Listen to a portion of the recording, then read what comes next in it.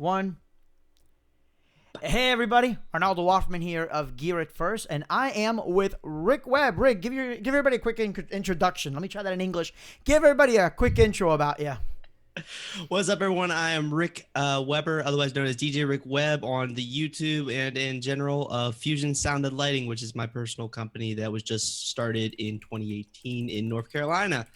And if you guys don't know me from YouTube, you might be living under a rock, but anyways, yes, here with Arnoldo today. We're gonna have some fun. Absolutely. Real quick, I've been living under a rock. I didn't know you were on YouTube. No, actually, how long have you been doing your YouTube channel? Because you've been doing it for quite some time, I noticed, but you've really gained in popularity the last year. I see you everywhere now. Yeah, I really don't. I think I started YouTube in 2015 is when my YouTube channel was started back in, I want to say 2010 originally. But in terms of like focusing down on doing DJ specific content, that was 2015 when that was all launched. And like you said, yes, the growth has been insane over the last 2 years. I thought last year was a huge growth, and then this year has already basically doubled it. So. Awesome. What's your favorite type of video to do? Tips videos and like build videos. Like the case build is probably my favorite videos I've made, just because it's fun. You know, that's actually, I gotta agree with you on that. I'm working right now on one that Gator's been helping out with. I took one of their cases actually back there, and we're turning it into a lighting console, and it's a blast. But every time that I do one of these, I'm like, I need more cameras and more lighting in the studios. Like, no matter how many different angles and all that, I always get one DJ's like, can you zoom in on this next time? Like, damn it, I forget every time. Mm-hmm. But, well, today, guys, we're here to talk about marketing. If you follow my channel, you know that every 5 years, between 3 and 5 years, I really talk about it's time to redo your marketing. And Rick and I were just talking about this beforehand. I mean, in the current climate that we have, not just with what's going on with social media and the way that people gather their information, but even on trends, memes, because unfortunately memes do play an important role in marketing. This is now the right time to rebrand yourself. And if you do, for example, just weddings, I get a lot of wedding guys like, well, brides may not be into this and this and this, but what a lot of DJs seem to forget is that we're getting older, brides are getting younger. They're proposing right out of high school, and legit marriage, I'm doing their wedding, not even a year after. So they are definitely getting younger. So it is really the right time to start taking care of marketing. The important part is, you get a lot of DJs, or not DJs, you get a lot of convention speakers that really give conflicting messages. And Rick, I know you said you're going to DJ Expo for the first time this year, your first convention. I meant to ask you, have you been to any sales conventions or seminars at all before?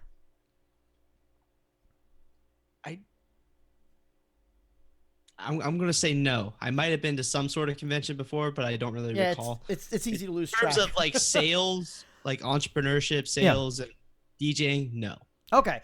So one of the things that you'll notice, and you'll just chuckle to yourself every time, is you'll always get conflicting information, which is fine because, everybody has their own way of doing things. I'm sure this video is going to give conflicting information at some point. But you get people that talk about, oh, you need to do things this one way, you need to do things another way. The biggest one is the competition. You shouldn't worry what your competition's doing. And in reality, you should 100% worry about what your competition is doing, especially when it comes to marketing yourself. I see the DJs, and, we'll kind of cover the do's and don'ts, but I see the DJs that say, oh, I don't worry about my competition's doing. I look at their website, and it is the exact same thing their competition is doing, so they have no way of really standing out. So in today's video, we're going to talk about some do's and don'ts, things that Rick and I have seen that's both negative and positive the DJs have done of marketing, either directly or indirectly through the marketing itself, your materials, or your performance. And then we're going to talk about what we're going to be doing that's going to be new and different for our companies, and we have no idea if it's going to work or not. So let's start with the negatives. I like to rant. So yeah, let's talk about negatives. Rick, we're never going to get to positives then. Rick, you actually sent some really good bullet points. Actually, they were so good that I really kind of wanted to touch base, starting on that. So cool. I'll let you start off. Let's talk about the first one. So the first one is not referring to the bride and groom by their name. and that is more or less focused at the gig is what I was going for with that one. You Hmm. might have a different on that, but I think that's a huge thing to sell yourself at a gig, because basically if you're a wedding DJ, your wedding is your audition for your next weddings, because Absolutely. referrals have to be at least 90% of what we book. And so if you're not referring to the bride and groom as their name, you're not, it seems like you're not taking uh, the effort to put energy into the actual event, to learn the bride and groom's name, to actually act like you know them. And so when I go to weddings, and when I was doing catering, I saw this a lot. Uh, DJs just always said, and now the bride and groom, and now the bride and groom, and now the bride and groom, versus like, hey, Sarah and Aaron. Like it's a little more personal, gets people's attention better. So if you're not doing that, you really should take the time to learn the names. What I do, just so I never forget, every last little bit of paperwork I have for the wedding, their names are front and center at the top, bold. So It's interesting that you say that, because a lot of DJs may say, well, that's not marketing, that's not going to help push my services. But what they don't realize is, I've done weddings for friends of mine. I don't usually like doing it, but if it's a close friend, I'm like, yeah, I'll do your wedding. It'll be a wedding gift, a very expensive wedding gift, but it's a wedding gift. And, at the end, they always, I don't ask them, but at the end, they always post, on Facebook or Instagram, hey, thanks so much to this person and that person. And of course, they tag me and they share the photos that I post. And sometimes I've gotten one or two gigs out of it. So what DJs don't realize is that when you use people's names, when you actually get to know them as a person and not just a client, they're more apt to tag you on social media, to thank you. And that's really important to gain additional clients. It's, are you familiar with Crutchfield? no, Okay, no, I don't. so Crutchfield is a company that they started with car audio. They are the car audio Wait, yes. yes, no, yes, yes. Okay. I know who So you're talking about. I have talked about this so many times. Crutchfield, right? Like their whole experience is amazing. You get a really nice catalog that's not a catalog, it's a magazine with articles and tips. But what happens is that in their system, when you call, it automatically pulls up your name, what you've bought last, just all the information. And these people refer you by name. And after you buy something, you actually get a handwritten card. I don't mean those services where, they actually pretend to write something. I mean a true 100% handwritten card. And I'm like, oh, this is really cool. You don't see handwritten cards anymore. So I'm writing a quick little post. I'm like, this is awesome. I'm like, crap, I just fell for their own marketing thing that I talk about all the time. It's in this day and age where every company has been so awful with customer service, having a company or even a person that remembers your name is a big thing. And you're right in touching on that. That's so important in marketing. I don't think a lot of DJs really understand that part. No, not at all. And you touched on right there, handwritten notes. That's another thing we could even dive into. I think I have that on the positive thing, so we'll get to that eventually. Yes, absolutely. Okay, so the next one, Al actually touched, because it was a point that I had too, and you did as well, and that's out of date websites. Rick, how often do you update your website, and to what extent do you update your website? So my website, whenever I do a gig, there's new photos getting put up on that website. The photos are getting refreshed on that website, and actually that's on my actual to-do list right here after this thing, is to update my photos on there, and then also putting up the new reviews, because I screenshot the reviews and then put them on certain areas on my website. And I just refreshed the school segment right before I launched the school campaign 2 days ago. So I'm refreshing it probably once every 2 weeks at least, to some degree. Now, a full-on complete website upgrade, I haven't had that yet, because this website was just launched in January. So a full-on blown color scheme and all that, I would probably do it more like what you said, 5 years. Basically when you start looking out of date compared to your competitors. And that was one reason why I put this on a negative and not a positive, because when I did my prior research to come down to this market in North Carolina, and websites are basically all I had in Ohio to look at, I was blown away by how embarrassing some of these websites are or I'm not even going to say some, a majority of the websites I saw with DJs in this area, that I maybe saw 2 that I would say were really good. And I know I'm doing a good job when the current website or the current brides that I've been booking have complimented how nice and clean my website is. So Absolutely. that's how you know you're doing a good job. But I say this at every seminar that I've ever done, multiple live streams, and I always see somebody just slink down to the bottom of their seat when I say, okay, so if your website looks like this, you automatically suck. I mean, I just right there, I want to offend somebody.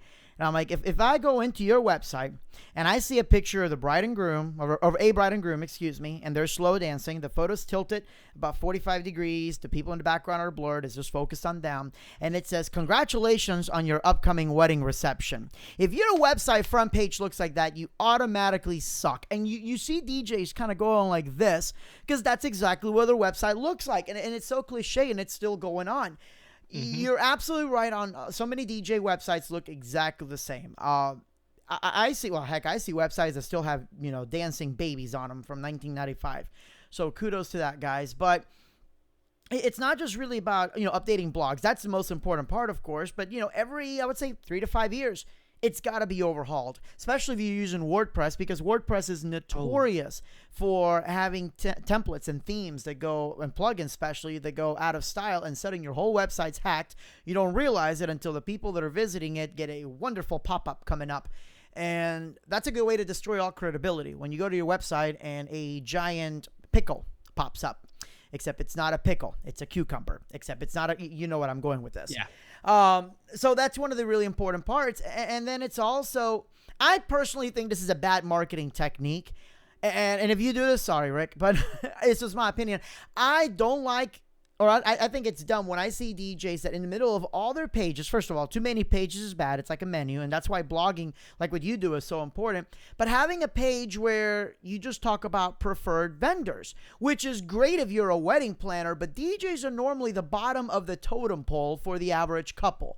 So when a DJ's putting preferred vendors, if I'm a photographer and I'm like, I really like working with this DJ, I'm going to check out their website. I'm going to share it because I like working with them. Oh, they have preferred photographers. Well, I'm not going to share that. I don't do that. Yeah, I was going to say, I want to make sure you I 100% agree with you there. We are the last thing that gets booked almost 90% of the time. Yep. And even if we're good, yes, of course, if we're good and all that and we have word of mouth, of course people are going to book us first. But let's be realistic. The average couple doing their online shopping, DJs, and then that's not because DJs aren't important, but for every 100 DJs that are ready to do a wedding, there's one wedding venue. It's let's face it. Venue comes first. Yep. Then you got your caterers, your photographers, because there's only so many good photographers. Exactly. It's just how it goes. Exactly. So, you do get a lot of DJs that, and I'm glad you agree with this, that start doing preferred vendors. I'm like, dude, what are you doing? You just isolate it. Or the ones that do preferred wedding planners. Now, I kind of sort of can understand, because I would say I would prefer not to work with 90% of the wedding planners in my area. Hang on one second. What the heck just happened? There we go. My computer just shut off there. There's 90% of the wedding planners. I'm like, no, I don't want to work with you. But I'm not going to sit there and isolate them. Like, that's a horrible idea. The other thing, and again, it really depends on where your marketing and everything is, but I've seen DJs or people that are evolving to event companies that on their website, aside from it being out of date, they write more than just a DJ. Well, duh, everybody says they're more than just a DJ, which I disagree with, because they came looking for a DJ, then that's the first thing you should be as a DJ. But then they write specializing in lighting, DJ, photo booth, weddings, school dance. Look, is there anything you don't do then? Like, then you're not specializing, you're just doing everything. And that's fine if you do, but don't use the word specialize. That's so corny. I thought you were about to say don't put more than just DJs, because that's my hashtag. Oh, right? for 2018, that's my hashtag. No other companies doing it around here. So are they really? No. That slogan. Okay, I'm not gonna lie. That's surprising, because if I had $1 for every more than just a DJ in my area, dude, I wouldn't have to be a DJ. Like, straight up, They say we provide more than just DJs, but mine is more on the thing that we're more than just a music player. Like, we help coordinate your wedding and that sort of stuff. Not that we provide more services, which we do. It's more on the performance and the experience aspect that brings them more than just DJs. But absolutely. Yeah. The other thing that DJs need to understand, especially as they're updating their website, is that the website really is the last. it's now a last resort of marketing as far as your page type marketing. What I mean by that is that the only way people run into your website is if they have a business card or they search for you on Google. You know, nowadays, most people are finding Facebook first, and Facebook has some awful and incredible tools at the same time to really get your page up to date. Your Facebook page should be as good, if not better, than your website, because that's where a lot of interaction shows. And it's hard, you know, when a DJ's website says, you know, we're the #1 DJ in the area, and yet your Facebook page has 10 likes in it. It's like, obviously you're not. I kid you not, though. There is one guy in my area on his website. It says #3 DJ. Like, you know. At least he's being honest. Like, I'm happy about bronze. I'm proud. So That's great. But, you know, it's the same thing with Instagram. It's the same thing with YouTube. And actually, let's jump to your next bullet point on the YouTube part, because you get DJs that, you know, if I'm a bride or a corporate client or student government association, I'm looking for a DJ, and I go to a DJ's website or YouTube page. You know, I want to see the mix. I want to see what they're about because, well, they're a DJ. And instead, I'm seeing gig logs, which there's nothing wrong with gig logs, but the gig log, 90% of it is a phone up to their face doing a selfie. So I'm doing so-and-so's wedding reception today. I have full room up lighting, and there's like 6 uplights back there. And we're doing a video screen, and there's a piece of broken spandex. And, this is my 15,000 watt Harbinger speaker. It's really loud. Or then they start doing gear reviews. And listen, I'm a gear reviewer. I know you've done gear reviews. Yes. I don't want to downplay what we do, but at the same time, DJs, could you please stop reviewing gear? 90% of you are awful at what you do. I'm just going to be honest. Rick, I know you're a lot nicer, so you may not say it as directly. You may, I don't know. But if I see one more DJ, like this is how I've seen reviews. I just saw a review on a product. I can't say the DJ because he's a prominent YouTuber. But let's say that he's doing this microphone, and he just did. So I'm here reviewing the Olympus LS14, and then he just starts reading the stuff out of the box. It's got, if you open here, it's got AA batteries, which is good. You can put it in here, and you can put each battery in there. This is the positive. This is, I'm like, dude, what the hell are you doing? Like, he's literally reading the box off this slide. It has a 30-watt LED, which is brighter than a 15-watt. I'm like, and you know what makes me angry is like, because people watch stuff like that, and then I get these like, I don't watch reviews anymore because half of them are crap. You're right. So the ones that actually do put work into their reviews, I'm like, nobody wants to watch that because they'd rather watch, this has an IEC, that's where power goes in. Thanks. But, you know, if you're a client, like, you'd be so confused. Like, is this just a YouTube blogger, or is this a legit business? So I say that because I want to go into your third negative point. I want to hear your take on it. You talked about wannabe gig loggers. Mm-hmm. Give me your viewpoint on that, because I would love to hear somebody else rant about this besides me. So I put this on there, and I actually have twice now. I have tried to film this video.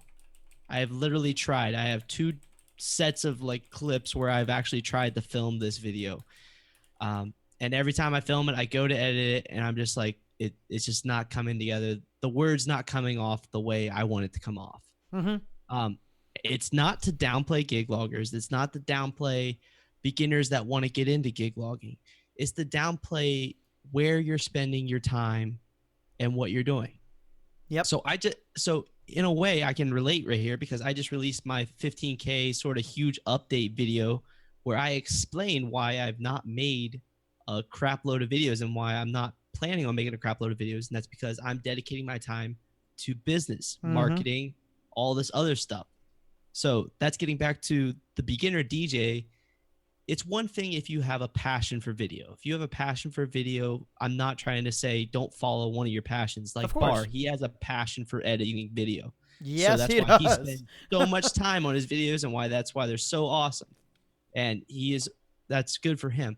But if you're just doing gig logs because people like me and Bard on gig logs, and you want to get popular and famous and all this bull crap, first off, it's not really fame at all. It's kind of lame, just saying, but it's cool. But It's more annoying, but No, you're right. so if you're doing it for that reason, could you be doing something better with your time? Could you be on your computer creating a better website? Could you be going out and taking professional photos of your setup? Could you be marketing? Could you be posting blogs? Could you be contacting leads, calling leads, all this other stuff, researching? If you're doing schools, researching all the schools in your area, trying to get your next step in getting your foot in the door with all the schools. So it's more coming down to wannabe gig loggers that only want to be gig loggers because they think they're going to get famous. And I'll tell you straight up, I've got that question about a million times. I want to become famous on YouTube for gig logging? How did you do that? First off, the only reason why I actually took off, and the reason why Bar took off, and a few others, but they kind of stopped making their videos, we continued, was because we were the first ones in the door. We were the first ones that were making legit vlog style videos about our gigs. And we blew up. So, and now the market is just completely saturated. So the fact that we were one of the first ones, it was a higher likelihood that our videos would get clicked on versus now where there are hundreds and hundreds of people trying to make these vlogs. So that's what it comes down to, is don't do it because you want to be popular and famous. Do it if you really want to do it because you have a passion for video or something like that. If you still want to just film for the hell of it at your gigs, film for marketing purposes. I mean, that's actually where I started, and it evolved into that because I started, if you look on the beginning of my channel, I was just a vlogger, and it sucked. And then I also had my marketing side where I was filming at my weddings. And it just so happened when I was vlogging, I just decided to vlog one of the weddings, and then gig logs formed. Honestly, I don't even know where that word came from, gig logs. Oh, I can tell you that, actually, but I'll let you finish. Guys, you said something really interesting just now, actually. But that's the fact that I was filming all my weddings with all this video for marketing purposes, making little highlight reels, posting them on social media, posting them on the website, all that sort of stuff. I basically was able to, I figured out I would just make gig logs, but I also did it for multi-purpose so that I filmed clips and stuff of people dancing that I could use for marketing. So if you really want to do gig logs, make sure you take advantage of that footage to also market it with it, because footage is probably there's no faking footage. There's no faking your performance in a video. Yep. So posting that on there is the most legitimate thing you can post out there. Photos can be kind of tweaked and stuff like that, but video is video. That is what you are. If there's videos of you announcing, post them.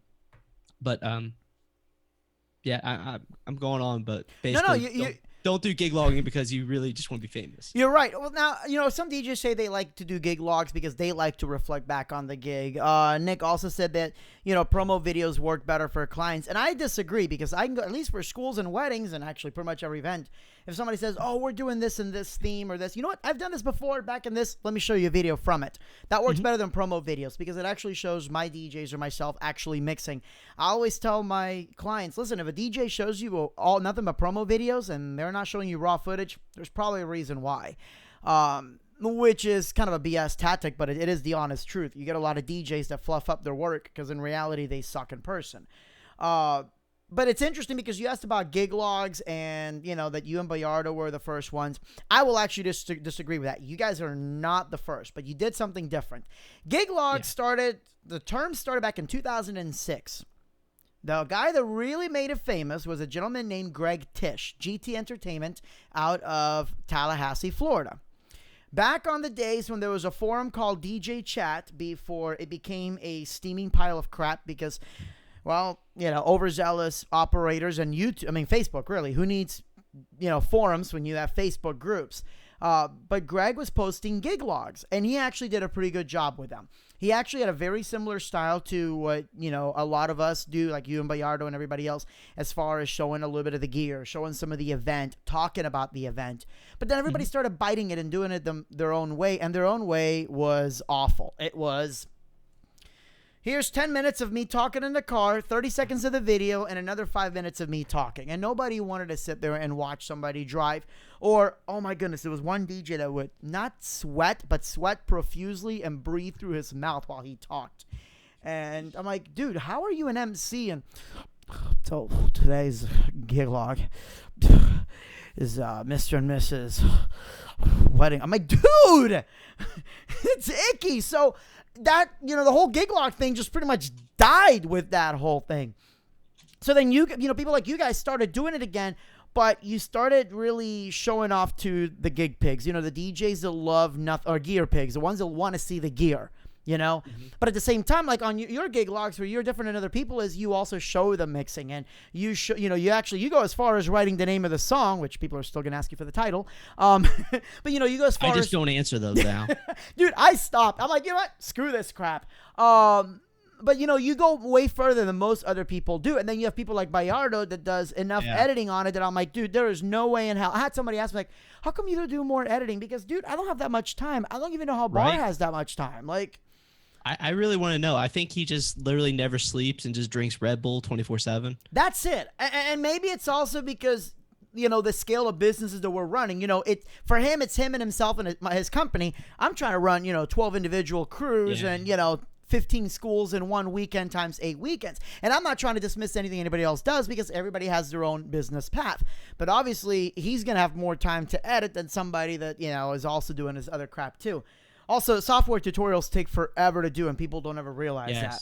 Yes, they do. But any tutorial takes forever to do. But no, you're right, and it doesn't matter that the DJs are doing gig logs, but like you said, they need to understand why do I, if you guys are trying to do gig logs because you want to be famous, let me tell you something. How can I say this nicely? Saying that you're famous to a crowd or to the DJs, it's like bragging that you have the highest T-cell count in a terminal ward. I know that's the most awful joke you're going to hear today, but it's like who cares? DJs are not paying your bills, right? It's not like somebody comes up to you, Rick, at a DJ Expo, is like, Rick, listen, man, I loved all the videos that you did. Let me pay all your home mortgage. That's never going to happen. If it happens, though, you and I are going to talk because I want to know how the hell you did it, all right? I mean, look, guys, my channel's very transparent. I'm not going to lie. There are benefits to being a well-known YouTuber. Not going to tell you what those benefits are, but Rick I'm sure you'll agree. I will attest there are benefits to being a well-known YouTuber. You mostly in the connections area. And for those of you guys that are saying free gear, let me tell you the story on free gear. Some companies do, some companies don't. But those that give you free gear, it is not worth the amount of time that you spend editing and doing the video. It's networking and it's relationship building. And then some of us, I know that you've said this before in John's channel, we do it because we want to give back to the community. It's a charity case almost. I know John Young. So Rick, you may not know this, but back in 2007, actually 2005, John Young had an actual convention called the Northern DJ Convention. This was up in Minnesota, which was better than Mobile Beat, better than DJ Expo, better than anything else out there. As a matter of fact, it was so good that the owners or the creators of those shows will tell you that John Young show was better. But John Young, in 2007, he brought out 3 prominent speakers: Brian Dodge, Brian Flanagan, who's part of Zig Ziglar. And I can't stand Zig Ziglar marketing. I think it's shady 1980s car sales tactics, but Brian Flanagan's incredible. And then Michael Port. I left that seminar and I had so many notes taken, even though I was dying. I was actually suffering fatigue at that point. But I took so many notes at that point that the 4 schools only business model is really based on that. I can tell you right now that our company grosses almost $500,000 a year because of that seminar back in 2007. That's just on homecomings and proms. And I'm not saying that to brag. I'm just saying because that was an incredible show. And John, I know, paid out the nose for that. He didn't make money in the show because DJs didn't want to support that show. One guy that lives literally 10 minutes from that show, DJs that don't go to conventions, you're not serious businessmen. And I asked him, like, dude, Tyrone, then why are you not going to this convention? You're there dogging everybody else. And it's not even a schedule conflict because you said you don't do anything this time of the year. So, if you're gig logging to improve your business, go for it. If you want to give back to the community, go for it. But as Rick said, if you're doing it to be famous, that's a big marketing no-no because you're going to have a client come in and be like, I don't know what this guy is doing at all. You know a great example of someone on YouTube that is kind of famous, but really, honestly, has no intention of even posting YouTube videos, just does it for the hell of it, basically, is Doug over at SLM. his mini fonts in that when he posts, he has Doug, no intention. oh my goodness. SLM Entertainment, the big mini fonts, Yes, yes, okay, yes, Pennsylvania. yes, yes, yes. Okay, sorry, it took me a second. I'm like, as soon as you mini-thons, yes, okay, He will literally tell you to his face he doesn't care about you two. yeah. He just posted to post it. And the fact that he had these awesome, crazy setups gave him a lot of views and a lot of traction. And he has that audience, but it's more or less just there for a portfolio. That's all it is. And the way he films is basically a portfolio. It's a bunch of raw footage of his lighting design and him doing the lighting. You're absolutely right. Somebody said that Ellis Skins was the first DJ YouTuber gig logger. No, Ellis Skins was after GT, but Ellis Skins was the first one to Blow up become, on YouTube. you know, really, well, I mean, besides that, he Him was and the Brown. first one to give good advice. To this day, the man is putting advice that just goes above DJs' heads, especially when it comes to mixing. Oh yeah. I- I've tried to understand some of his videos a few times. And I'm like, what? No, I love his stuff. Angelo, do you know DJ Angelo, the Yes. scratch artist? Boy, I'm telling you what, I see DJs that are like, yeah, I'm gonna go to this Scratch Academy. I'm like, there's nothing wrong with that, but you should check out Angelo's videos first because you might as well just use that first. I mean, his videos are so detailed, and you know. What people don't realize is that people like DJ Angelo, though, they are already sponsored. So they're doing that to further their brand. And guys, please understand there's a huge difference between being sponsored, having a show sponsored, and getting gear to do a review. There's a huge difference. But, you know, maybe later on we should do a video. Hey, so you want to be a YouTuber. Let's talk about then the next one here. You talked about advertising gear and not services. I love this because there's going to be a lot of conflicting thoughts. So you go first, my man. So this, my image on this bullet point was that you should not market your gear. Don't talk about the specs of your gear. Don't talk about, I have this EV ZLX 15P and it has this thing and my speakers are loud enough for this many people and the bass, you'll really feel it. I mean, don't talk about your lights. I have like 8 moving heads and they're really sweet. I have the best mixer in the game. I have this Pioneer SZ. No one else uses the SZ. Everyone else has those little tiny Hercules controllers. I have an SZ. So it's you should market the experience. This is kind of from a wedding standpoint because Of course. I guess more or less in schools you can kind of market gear. I've noticed that, but in weddings you want to sell the experience. So you want to explain that. And gear really doesn't even come into play in the conversation. You just need to touch on, I have high quality sound equipment and I have high quality lighting, or I have club style lighting. I have wash lighting. My lights are really work well with photographers because they don't have that flicker. Yep. Mine currently don't have that. I just found out that my Chave Wash FX2 is actually flicker. So all LEDs flicker. Flicker free just basically means, for the most part, a full readout. But when they dim, if you have a high enough shutter speed, they all flicker, except for very, very, very high end lights. So don't feel bad. There isn't a single DJ light in the market. I know that what you're doesn't flicker. saying, but my shutter speed is a lot lower than what I see on my American DJ. I noticed it on video. Yeah, well, it's but Chave. No. I mean, if you have videographers at the thing, they might take that into play. Of course. So, but you're gonna want to sell the experience. You're gonna want to sell what you're gonna do to make their lives a lot easier at the wedding, if it is that. At a school, you're gonna want to sell them on a lot more stuff in terms of experience, making basically the kids are not gonna hate the dance, stuff like that. In terms of the only thing in gear that you probably can sell at a wedding would be uplighting. But even then, you can't say I'm going to bring 15 uplights.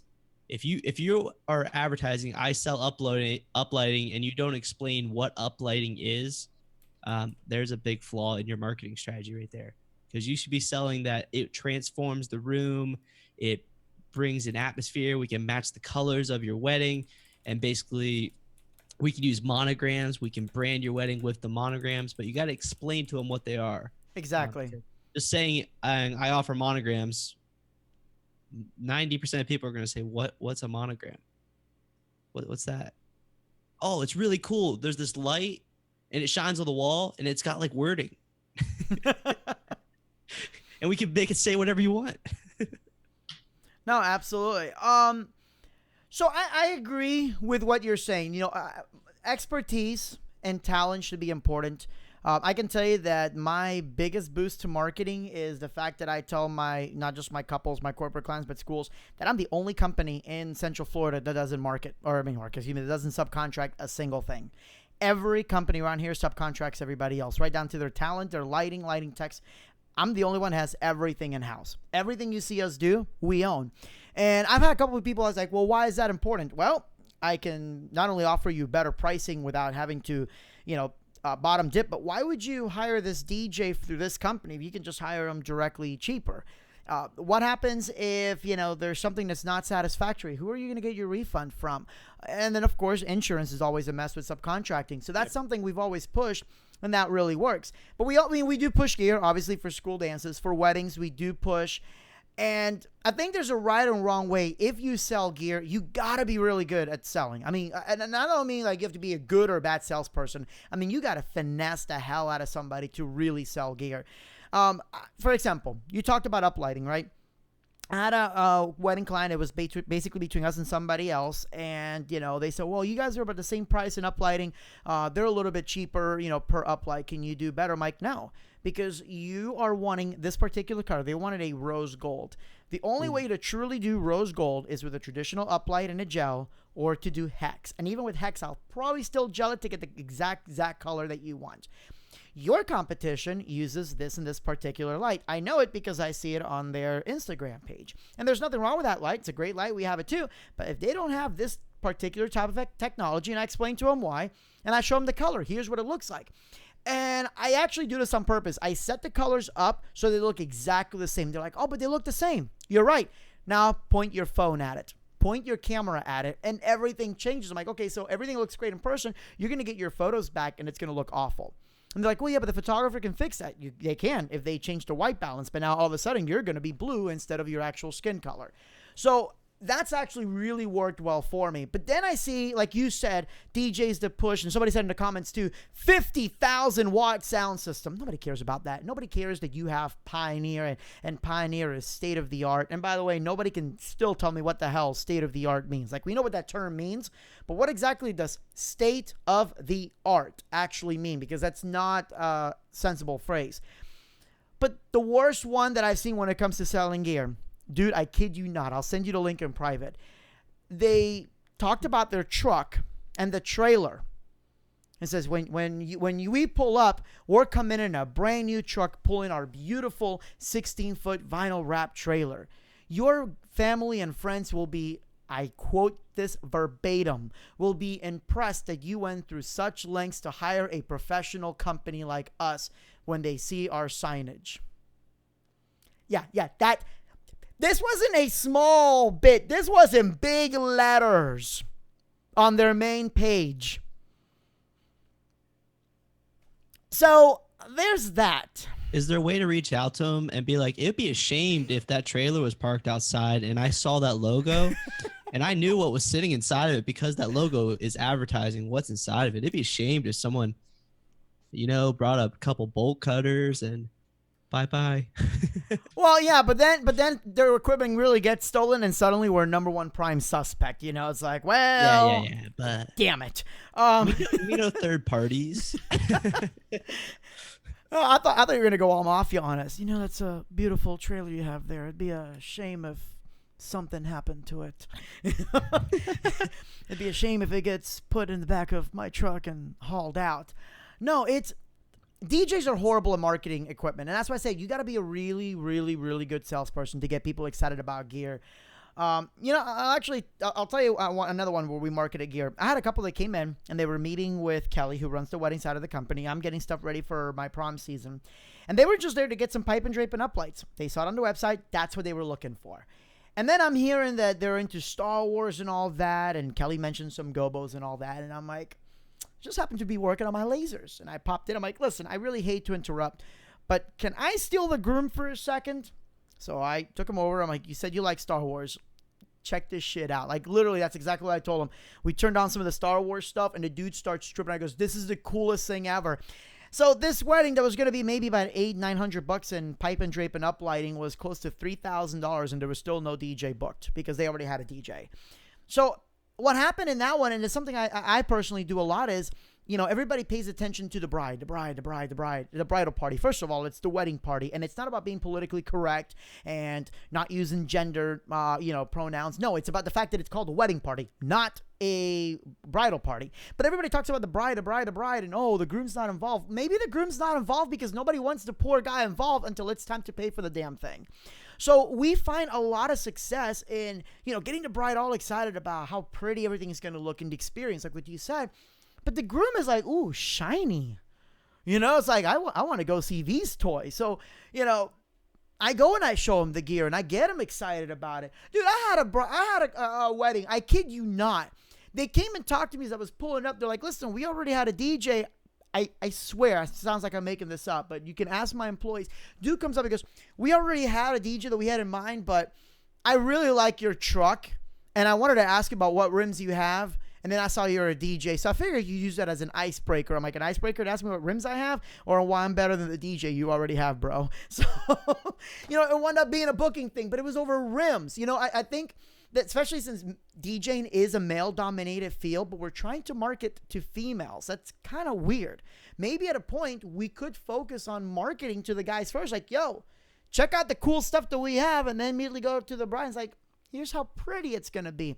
And that's what's really worked out well for me.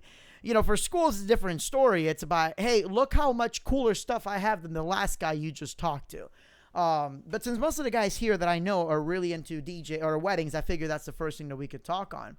But I'm glad you mentioned the whole advertising gear and not enough services because, yeah, gear can be great, but if you don't have the service and the experience to back it up, well, screw that. And then the last one that you mentioned on your negatives. Not using the mic at school dances. I like it. Do tell. Seeing as how I'm 4 years out of high school, but seeing as how I was in high school at one point and middle school and all that, and I got to see all the crazy, crappy DJs, which really encouraged me to become a DJ because our school dances were terrible. They never used the mic. And I think now more than ever at school dances, it is huge to use the mic because I don't know. It's just, I don't know. You might be able to back me on this trend that I'm seeing, but I feel that schools are moving more towards this club type atmosphere, this heavy club type atmosphere nowadays, and less of the traditional slow dancing or the grinding phase, which is still kind of there, but that's besides the point. But I see them moving towards this high energy club type environment for their dances. And if you're not on the mic to encourage that to transpire and take place, then you're lessening the overall experience basically of the people at this dance. If you're on the mic and you say, everyone put your hands there and clap, clap, clap like you do all the time, or everyone jump on the count of three at a bass drop or something like that, that's stuff that the kids remember. It's like this one moment where they were all unified together and they did something. So using the mic to help boost the energy of the crowd, as well as just, it's an icebreaker too. Everyone there, I mean, for the most part, everyone knows each other, but they're with a date. So there's tension there as you're taking a date. So doing stuff like that encourages involvement, and everyone's like, oh, okay, we have to jump because he said to jump. So it's a little bit of an icebreaker, and it encourages energy, and it leaves that memory in the brains of the kids when the next one comes around, that DJ was awesome. We should get him back. And also the chaperones and the other people like it because the kids are saying they had an awesome dance and they spent a lot of time organizing this dance. So if you're not using the mic at the school and you're just sitting back mixing music the whole entire time, you're really just a glorified iTunes mixer, really, iTunes playlist mixer. I mean, yes, you're coordinating songs correctly and stuff and you're mixing, but do kids really notice that?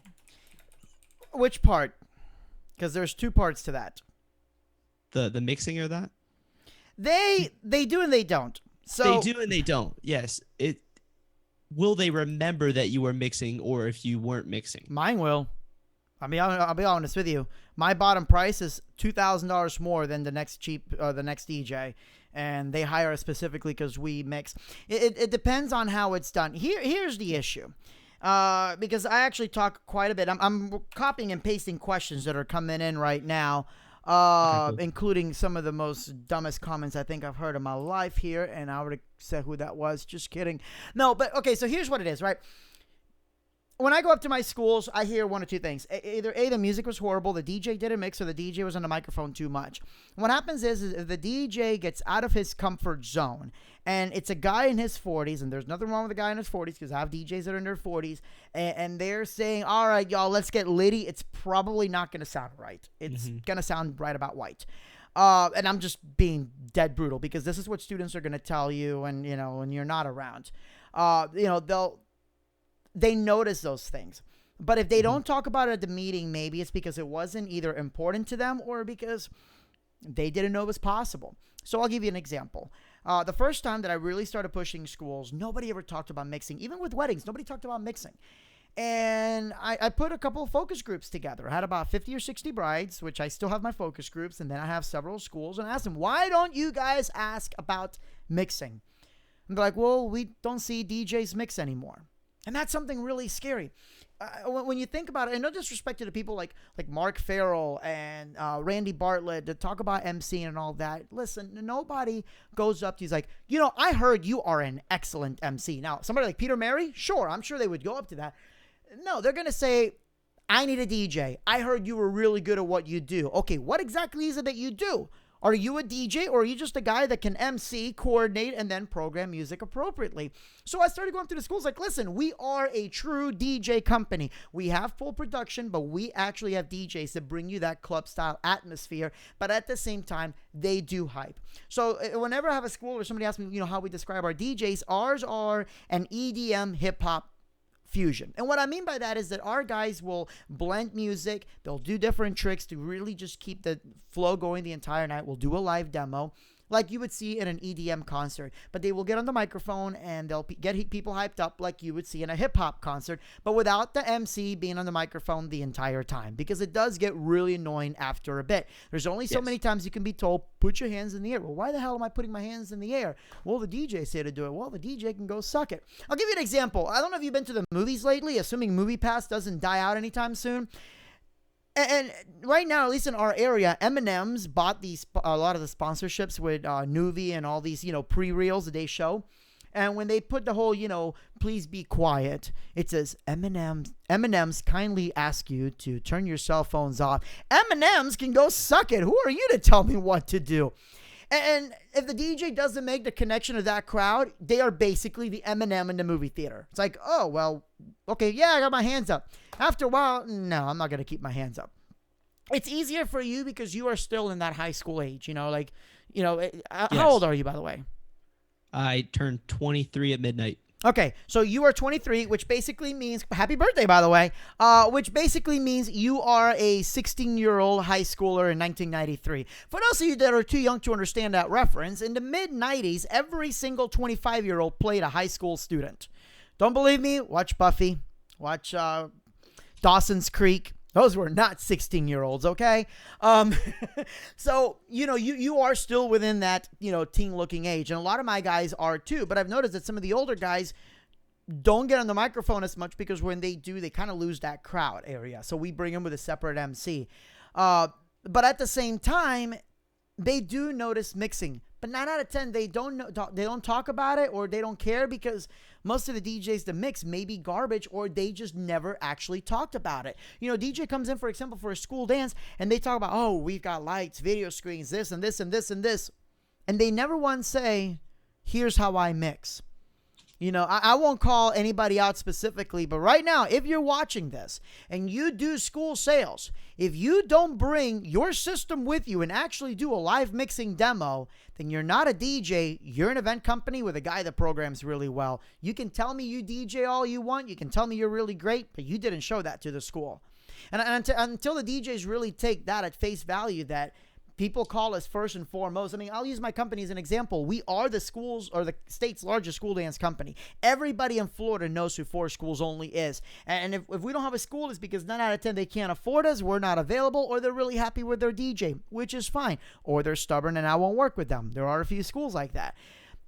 But even though we're a production company and we get called for productions, they still say, this is the DJ that we use. I'm like, we're a production company. Yeah, but you're a DJ first and foremost, which is fine. I'm okay with that. But then that means that when I go and I talk to these schools and ask them, how was your DJ? Oh, he was really bad. We didn't like the music. Okay, well, how did he mix? Well, he didn't.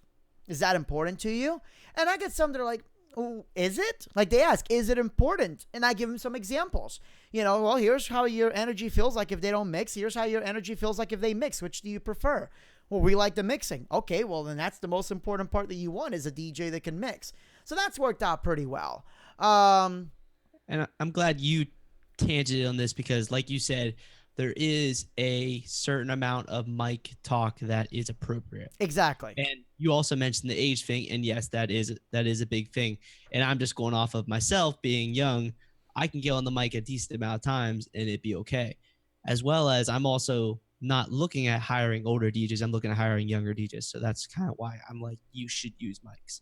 But you also, the mixing thing. So I haven't figured out down here yet if that's a big thing for me to push because, I mean, I just launched the school campaign down here. Hopefully it'll go big. But back in Ohio, mixing didn't exist. No one mixes. Absolutely no one mixed. And it was, but when advisors contacted me, that was not a concern for them. So it's never a concern for the advisors. The advisors, not even the kids, because the kids had never experienced a DJ that could mix. Mm-hmm. So they never really knew the difference between the two until I started actually getting out there and actually mixing. And now, thankfully, since I left, actually, there are 2 DJs now there.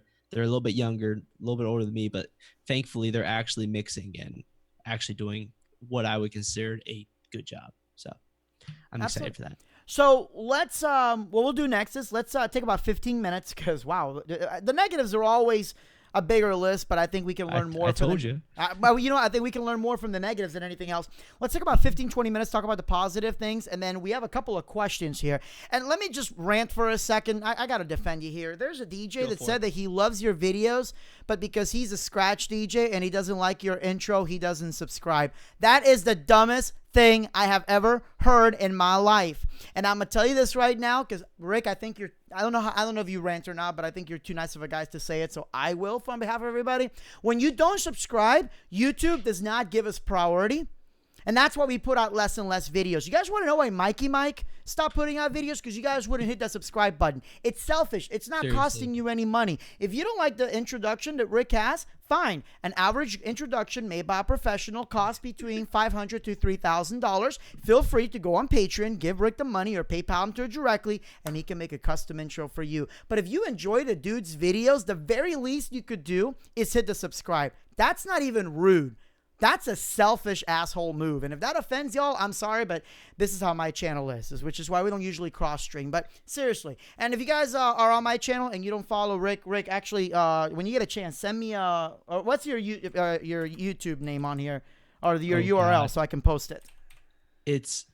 See, I don't know why YouTube won't let me change it. Because YouTube's awful. I'm pretty sure it's like Technocat or something like that. Let's see here. DJ Dynablade. I'm unsubscribing to all of you.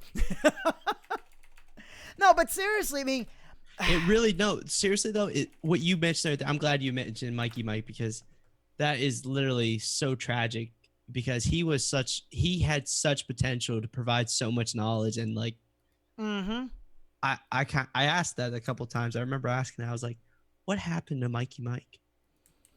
It's, it's the same thing that happens to the rest of them. Make money or please DJs. Exactly. And that's kind of what I point out there on the don't be a gig logger. You going to please DJs and be a gig logger, or are you going to actually focus and nail down on your business? But so I might have to check my YouTube since I crossed like 10,000, I might actually be able to change my URL because right now it's just giving a long chain. Yeah, it should. You only need 100. You just have to. I'll show you after this how to do it if you'd like. See, I was weird because my YouTube channel was so old that like half the stuff didn't actually come in when it was. I actually reached out to YouTube and had to get some stuff straightened out because some stuff wasn't working properly. Yeah, it's been the issue. Actually, my whole reason my channel originally blew up is because I had a remix that Lil Jon shared. And then I lost almost half the viewership for that because it got flagged by copyright. Like, well, you need proof that you have permission from the person who made it. Here's a letter from Lil Jon. Like, here's a letter from Young Jock's people. And, oh, well, no, we need actual proof. It's a freaking handwritten letter. Like, thanks, YouTube. But no, you should be able to change it now. But either way, I mean, Mikey Mike had some incredible videos. He really did. And I think he was one of the first guys to actually do hardware tutorials. And nobody wanted to subscribe. I mean, okay, I'll give you an example. On mine now, because I have, they sent me some extra tools, and I think you have these too now. It tells you how many video you watch by subscription and by non-subscription. 90% of my views are from non-subscribers. Oh, yeah. Ain't that some bull? So, like, I remember you ranting about this, me and Doug. Well, you ran about it, but me and Doug actually, when we've had some Discord conversations, and we got into a pretty long argument, or not argument, but rant about that as well. It's insane. It's because YouTube, literally, it takes 2 seconds to create a YouTube account. Click the subscribe button, and 9 out of 10 they already have one because of Google. Yeah. And really, if it's because of the notifications, you don't want to be bugged by them, turn them off. Yep. You don't have to be notified. But the fact that you're subscribed to our channel and you're also a viewer helps out a lot in the back end of YouTube to help get our videos more prominent on the search results and all this other stuff. Exactly. People don't realize that manufacturers don't care how many views you have, or I mean, they care about subscriptions and all that, but they really care about engagement. And they want to know the watch time on that video. Yeah, that's it. I mean, that's my bragging point. It's like, listen, I have an 80% retention watch time on videos over 80 or over 10 minutes long, which is unheard of for a lot of people, but that's because most of mine are tutorials. But, well, how come your subscription rate is so low? Because DJs are effing lazy. And you touch on the notification, which is a good point, and I thought that's what it is. But how's a DJ going to say, oh, it's notifications, and yet they're subscribed to all these stupid games on Facebook that da-doom, da-doom, da-doom, da-doom? Like, come on, guys. It's pure laziness and selfishness. But we'll rant on that later, man. I was going to say, we could go a whole show ranting about YouTube. Actually, we need to get it with John, because I think John Young's been wanting to rant about that too. So, I think I was. Wait, no, we were in a hangout. That was like one of the first hangouts we were together on John's, and we got into an argument about that. Every time. So, okay, Livewire, everybody else, I am getting your questions, and I am writing them down. So, and believe me, we love and appreciate all the viewers, but doesn't mean that we won't answer questions bluntly, and that's why, everything's so friendly here, I think, in the end. So let's talk about positive things. The first one I thought was really peculiar. You said doing trivia as a positive marketing thing, and I do agree with that to an extent. Tell me what you've seen. Well, so this, you remember when I said I was going to edit this to fit the theme exactly? I never did that. So this was kind of like where you said cool things you saw DJs doing that you liked. And one thing that I literally didn't know DJs were doing for weddings until probably 4 months ago was trivia. So I've just got exposed to that, and I think it's really cool and really interesting. And actually, I attended a wedding with one of the DJs down here, and he did it for releasing tables. He did bride and groom trivia. I'm like, this is really cool. This is really interactive to get people involved and just to do trivia in general. Now, I've also heard that there's DJs taking this further and actually doing like trivia as a thing, like karaoke was a thing. I think it's still a thing, but like I heard people have been doing trivia nights at bars. It's big here. And if you're good at trivia nights, you can definitely get some gigs out of it. If you suck at it, nobody wants anything to do with you. I think it really depends. The problem is that most DJs around here that are doing trivia nights are also the ones charging almost next to nothing, and that's just the clientele they're going to continue getting. But I think if you're good at it and you try to do something unique with your trivia that nobody else does, and it doesn't always have to be gear. I was actually eating at one of the Applebee's, Crapplebee's, And the trivia guy didn't use cell phones or anything like that. He just put out a piece of paper. He collected everything. But in between, he talked to people. He actually memorized everybody's names. And I'm like, this guy's a really good MC. And I'm like, I'm just the one that's noticed that. But the table next to me is like, man, he's really good. He remembers our names, which goes back to the first point you made. See how we connected all that the way around? They actually wound up hiring this guy like right in front of me. Like I'm listening. Like they wound up hiring him for an event because he remembered their name as he went around. There's 20 some odd tables and this dude remembered people's name. First of all, that takes talent, to do. Oh, yeah, but for sure. It was the fact that, and I talked to him afterwards. I'm like, are you going around strategically table to table, or is it because you have no idea how to use a better technology? He goes, no. He goes, I have the software. He goes, and I had no way of making a connection with each individual person. This way I do. And I'm like, that is really genius. So yeah, I mean, the way that he did trivia was awesome. He took it very low key in terms of tech, and he has conversion rates, which is really hard to do nowadays.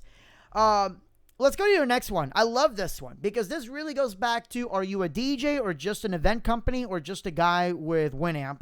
And that's DJ profile videos and mixes. Let's really focus on the mixes. Talk about that for a minute. Well, mixing is the one thing I lack at. So, other than the YouTube videos. So, in terms of like promotional products that like actual potential clients are seeing, I don't really have mixes. What I do is I'll pull up the YouTube video, fast forward to where the mix is, and then show them that part. Mostly because I don't really have too many professionally actually like recorded mixes, because for some unknown reason, I always know I have to do it, but I never click the record button before I start mixing at a gig. And 9 times out of 10, I hit myself when I'm watching the video back, and I'm like, wow, I was actually doing really freaking good. Like watching the crowd and what I was mixing, I'm like, if I had the actual audio file, this would be awesome. But I don't. But so profile videos and mixes were something I thought were really cool that other DJs are doing, stuff I need to do more of. But having mixes on your actual website, mixes that are available that people can listen to, whether it's just a quick little, I don't know if you can put them on iTunes or Spotify, but if there's a way to do it, do it.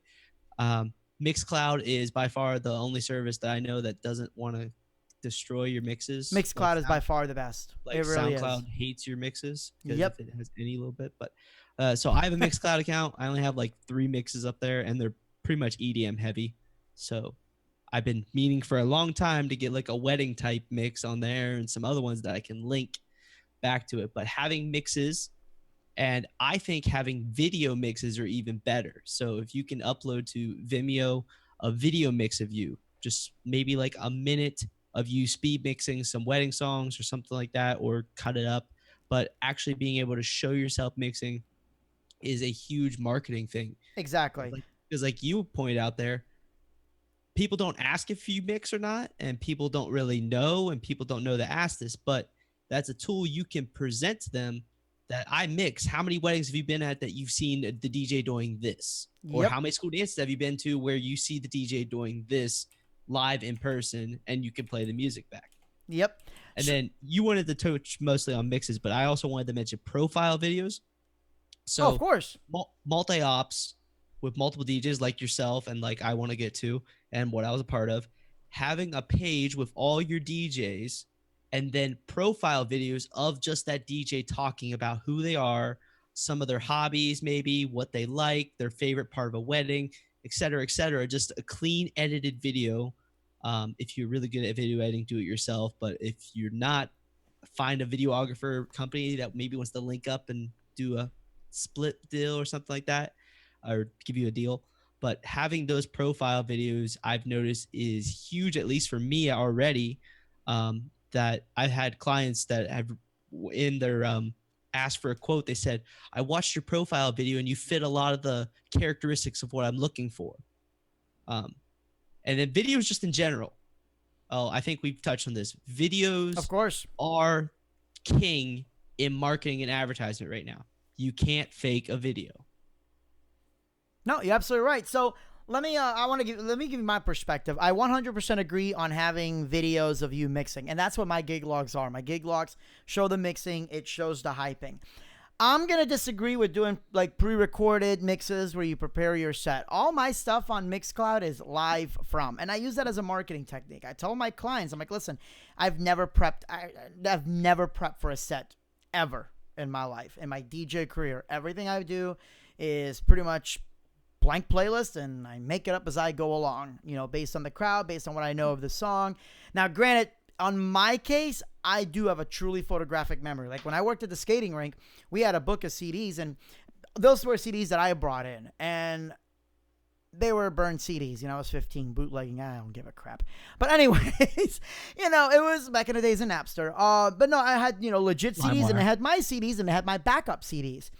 And, I left them there. And then I found out that the owner's like, well, here, I'll pay for, your backups and all that, so at least you can leave them here.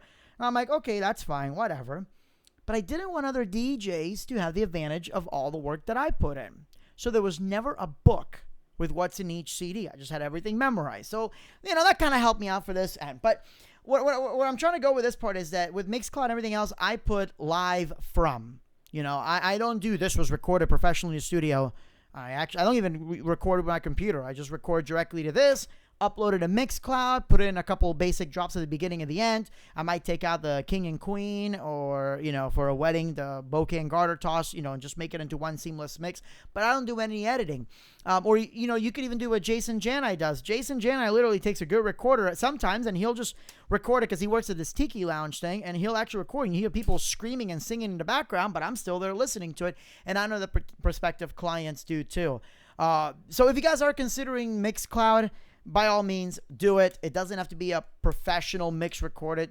Rick, just grab yourself a recorder, or you can even loop back into your computer and record with Audacity, which I've done that a few times too. I don't record with Serato or Virtual DJ. I usually use mostly Virtual DJ because I have outboard effects, and I want to make sure those get recorded too. And there's sometimes that I do want to record what's on the microphone.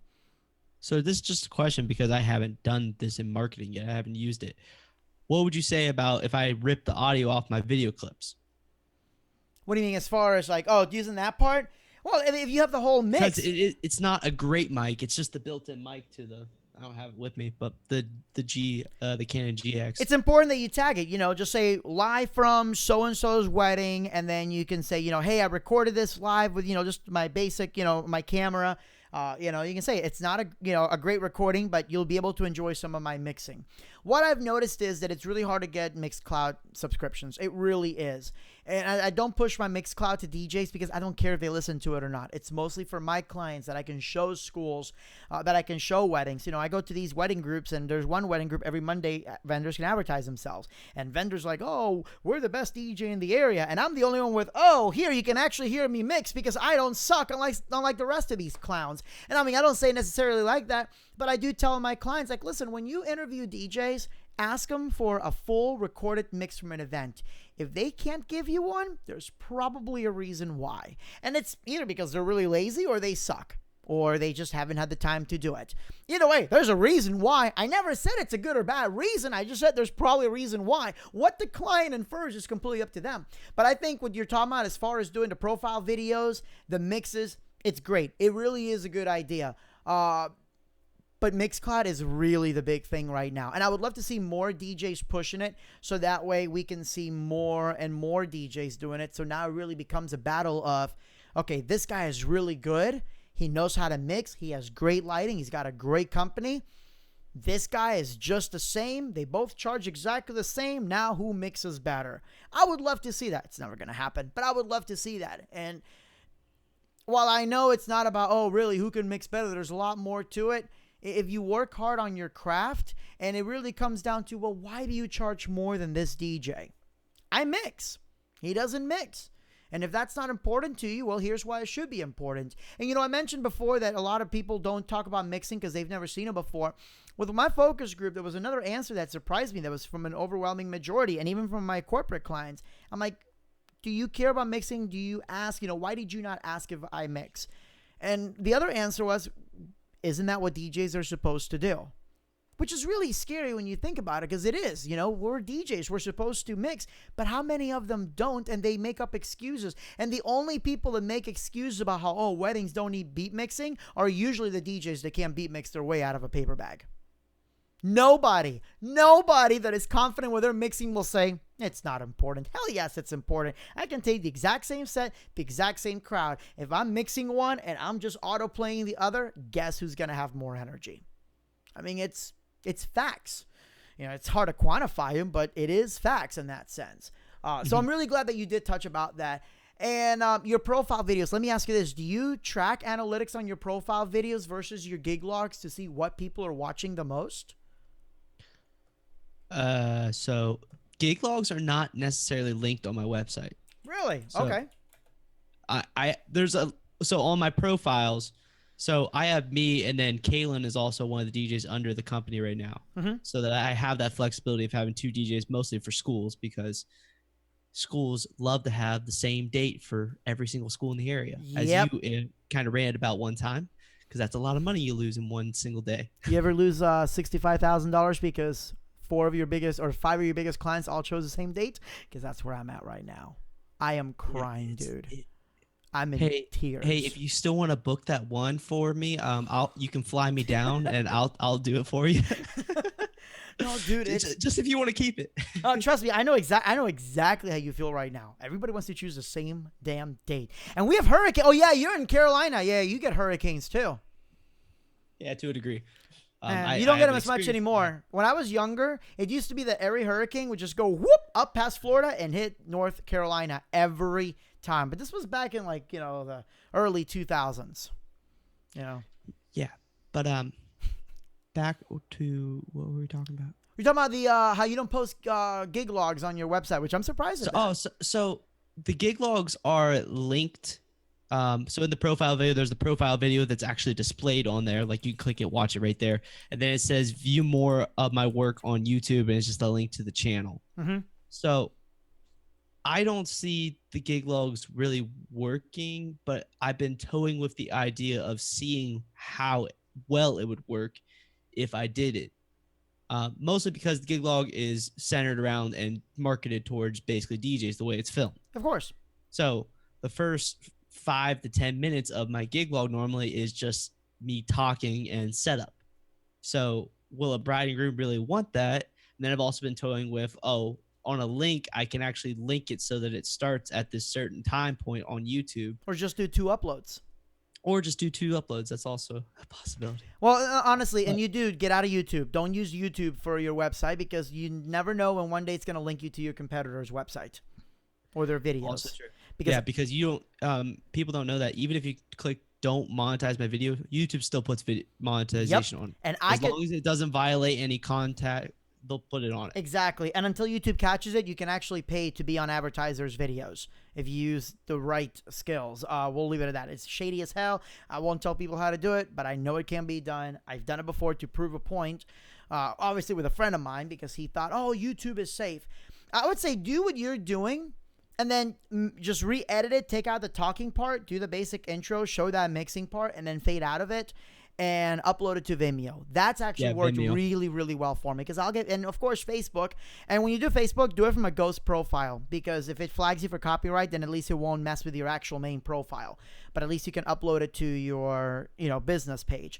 But, Rick, I mean, I've seen enough of your gig logs. I would say do it. I think what you're going to see is you're not going to see a huge reaction out of it, but you're going to see clients that are going to share your stuff, and it's really going to help for selling too. It's like, hey, I'm having a wedding at this and this place. Like, you know what? I just did a wedding there. Can I show it to you? Sure. And then they start watching like, oh, well, and tell them like everything you see here, I provided, obviously if you did. And you're going to get a client now talking to you about maybe more than the original service that they booked for. It's worked wonders for me. For schools, I don't have any advertising other than what we call our D3 or district meetings. And that's it. I don't pay. We killed already advertising, print, Google AdWords, all that BS we took out. Wedding Wire, we spend quite a bit. And by the way, for those of you guys who don't know, unless you're spending 10 grand on Wedding Wire, don't even bother, because they're not going to give you any priority whatsoever. I was going to say Wedding Wire is absurd. I was looking at how much it costs for me to do it, and I'm like, I'm going to create a free profile just so I have it for reviews. But like, unless you are running, like you said, a big multi-op, that can afford to put the money towards it. It's the same thing with Yep. Facebook ads. It's the same thing with Facebook ads, though. I don't know if you've noticed it, but Facebook if you're ads not are, putting yeah, they're junk though. They'll just advertise to other DJs. correct, but if Yep. you're not putting a lot of money into it, It's not gonna work. you're not gonna see a turn. If you're only putting what $20 over a week or something like that, you're not gonna see a turnaround. Exactly. I've noticed that because I've tried it, and then I raise my amount of money I put into it, and what do you know? I start seeing stuff. Let But let's go over the last. Let's skip a couple of those points because I think Yeah, we I can don't- actually do a second video on that. Let's talk about not just working with other DJs, but working with other vendors. I mean, I know DJs that do zero advertising, and they're making 6 figures by themselves just because they network the hell out of themselves. Yeah, no, it's 100. I mean, I literally came down here for in the wintertime before when I first launched Fusion. I didn't actually move down here until May. Okay. I came down here in the winter for the first to do a bridal show.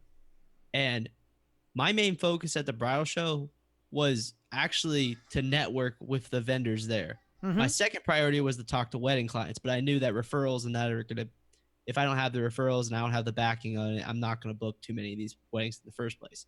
So networking was my biggest thing, and I collected almost every business card for every wedding vendor there and followed up with them just now in May. I've been following up with a lot of them when I first moved down here to be like, hey, I'm actually down here. I'm official, whatnot.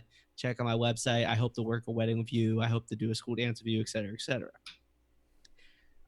But yeah, like you said, networking is huge because referrals. Exactly. Referrals are king, and if the vendors are referring you, that's like a step above their best friend or their so and so that they know said, I know this DJ. If the vendor is referring you, then they're like, oh well, I already trust this vendor and they're a professional. Yep. I trust their decision. And the most important part is to understand that when you're networking, you're not working for referrals. You're not working for relationships. No one's going to refer a DJ the first time they meet with them, usually. Right. And I see a lot of DJs like, oh, hi, my name's so-and-so. We should work together. How can I get on your vendor list? Dude, no one's going to go for that. It's the wedding business especially is the clickiest industry ever. And if you're not part of that clique, you ain't going to do anything. And I know for a fact that I have pushed myself out of several cliques because they're catty as hell and I want nothing to do with them. And that's fine because I don't want to work with that vendor. But we have a large enough grasp that, we can be picky like that. Most people can't. So, you got to put a game face on with everybody. And that's fine whether you do either or. But no, you're absolutely right. You can't just show up to one networking meeting, show up to all of them and find out when vendors are getting together and hanging out. And, it's not always possible. My schedule just doesn't let me do it as much anymore. But, find some way. And Facebook makes it so much easier than ever. But if every one of your posts is work related, oh, that's not going to help at all. So that's really good that you mentioned that. And then, with your clients, as simple as asking for referrals. People forget how to do that. So talk about that a little bit since you had brought that up. So this actually, I knew it was a big thing to ask for referrals by that, but I have a big knack for listening to podcasts and stuff and entrepreneur podcasts. And since starting my full-time job, I have a 45-minute trip to work and a 45-minute trip to work back. So I have had more time than ever before to listen and learn knowledge over podcasts. And one thing that I've been instilled on, and this actually came not from a DJ related podcast. This was entrepreneur, grow your business, make millions of dollars, billions of dollars with your company, entrepreneur podcast.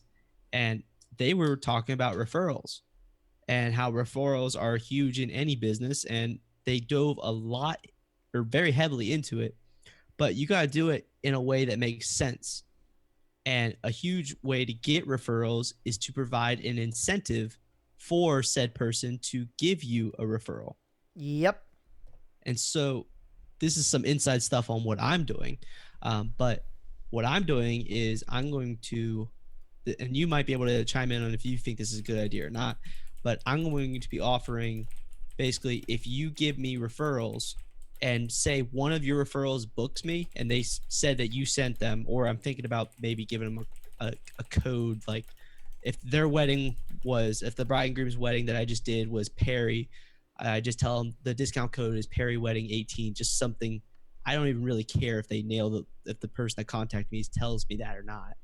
But it just seems like it's more legit so that they don't just pass it out, but to try and get money.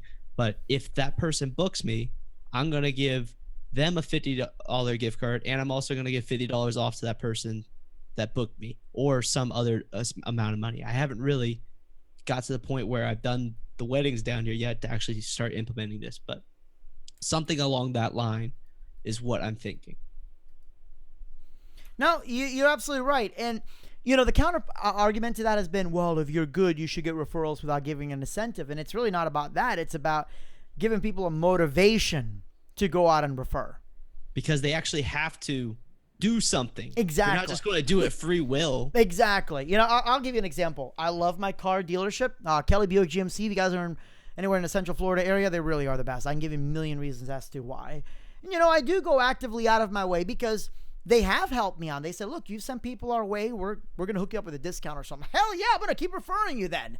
It's, I'll give you one. And they're going to hate me for calling them out. But honestly, if you have a business like, for example, Pro Gobo, right?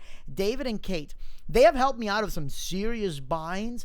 And we're like, okay, how much to owe you? You know what? We'll settle up later. You've sent, I send a lot of leads towards Pro Gobo. And I've heard other people say the same thing too. It's like, Pro Gobo gave me a discount because I referred them. So I see these people referring Pro Gobo left and right, And by the way, if you guys order from Pro Gobo, and you should, ask for the Dirty Joke Special. You get a free dirty joke with every Gobo you get.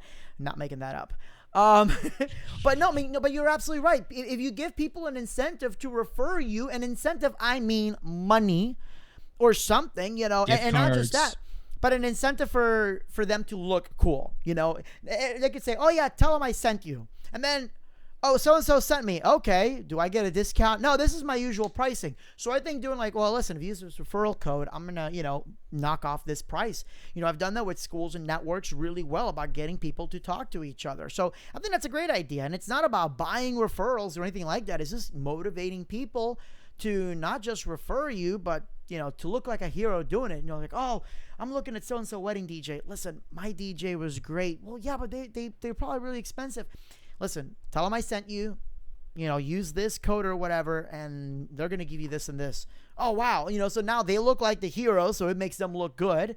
I actually had one client years ago that I owed big time, and I'm like, listen, you ever need anything, I'll hook you up with a DJ system.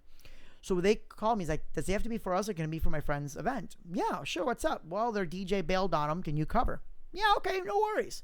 So apparently that event, it wasn't a wedding because they already got married, but it was like a post-wedding party. And that was their wedding gift. Hey, I hired a DJ for you. And then do not tell them you did this for free. I'm like, you sneaky bastard. I love it. I love it. He goes, what? I'm like, because I would have done the same damn thing too. So no, I think that's a great idea.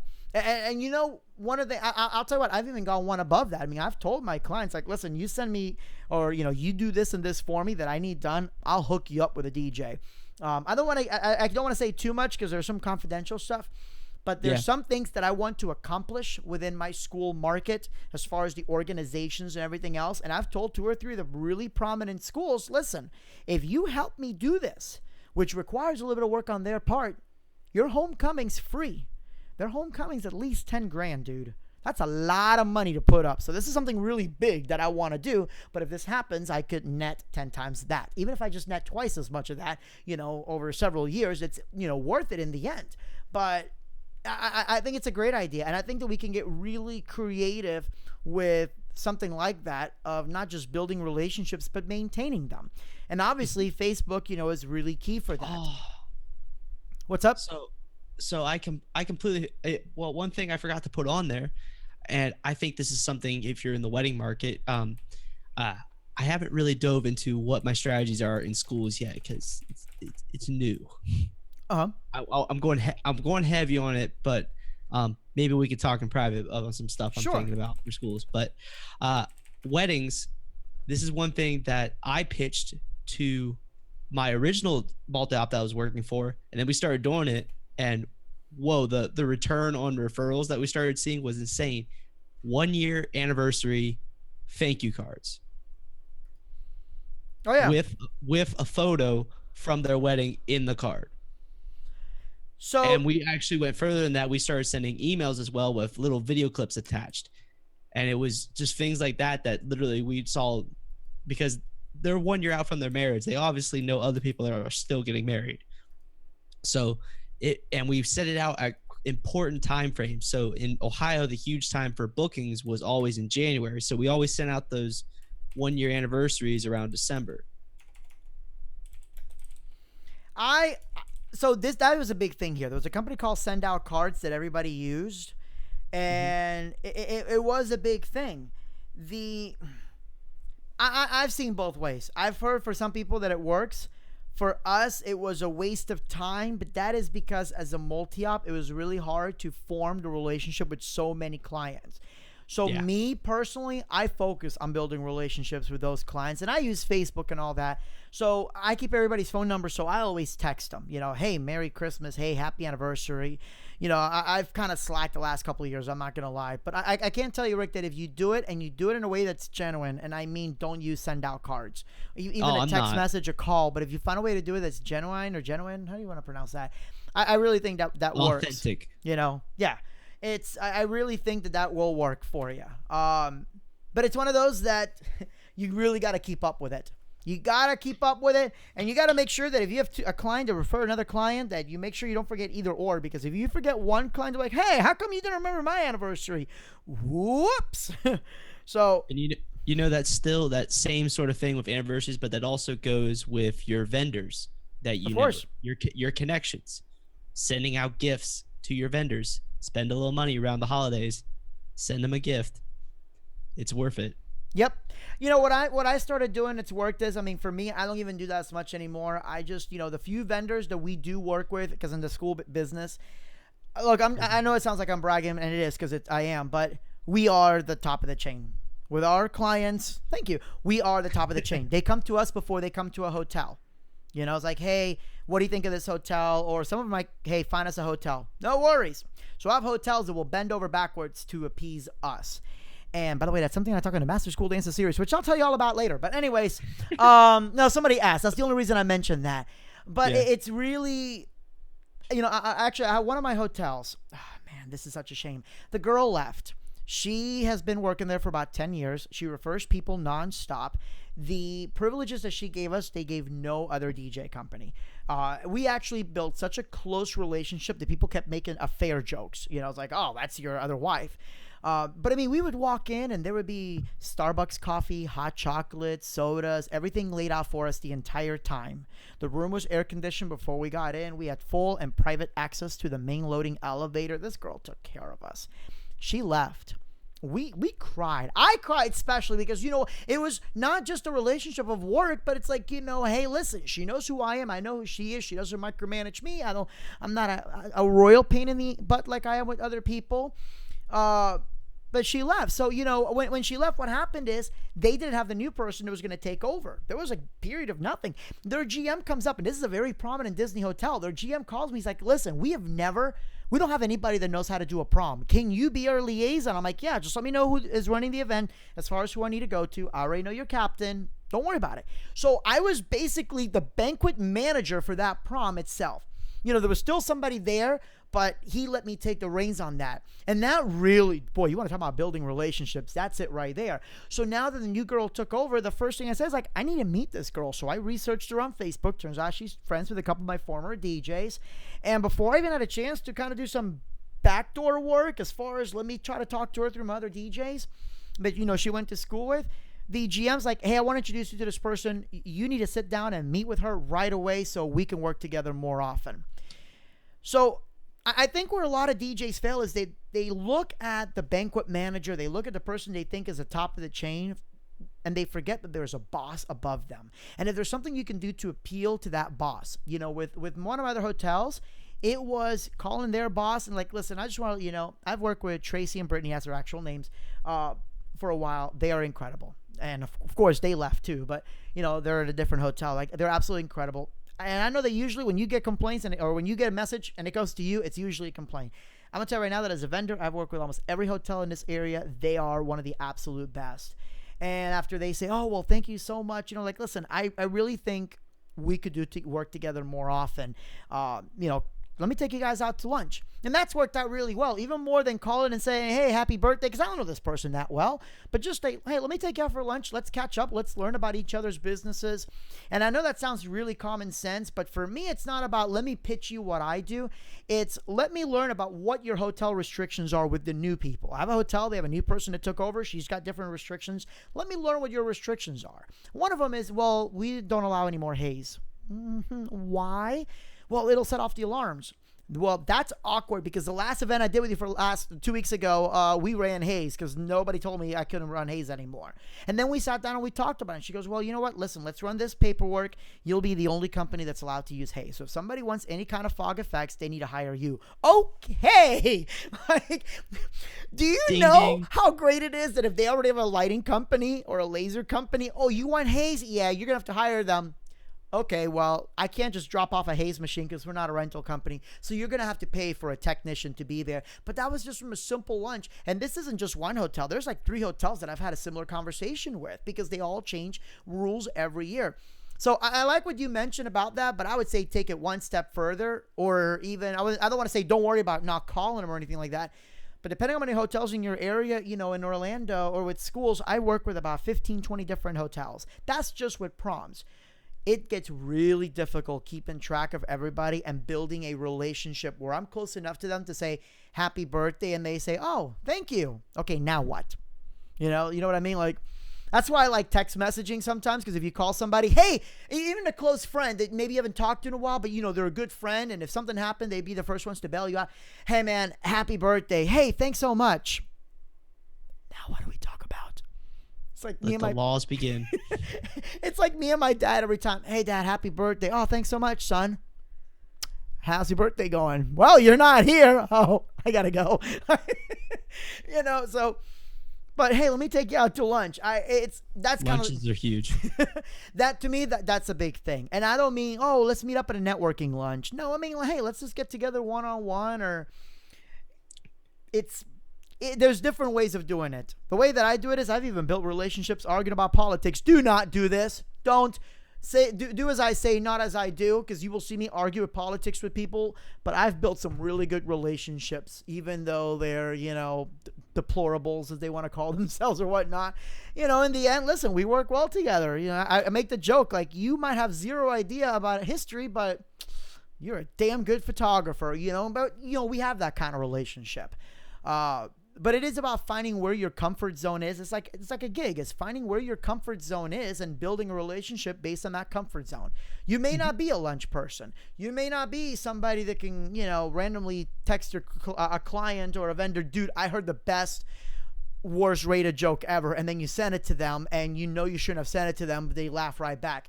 You know, everybody has a different way of, you know, different comfort level of building a relationship. It's finding that, exploiting it, but being authentic about it, like you said earlier.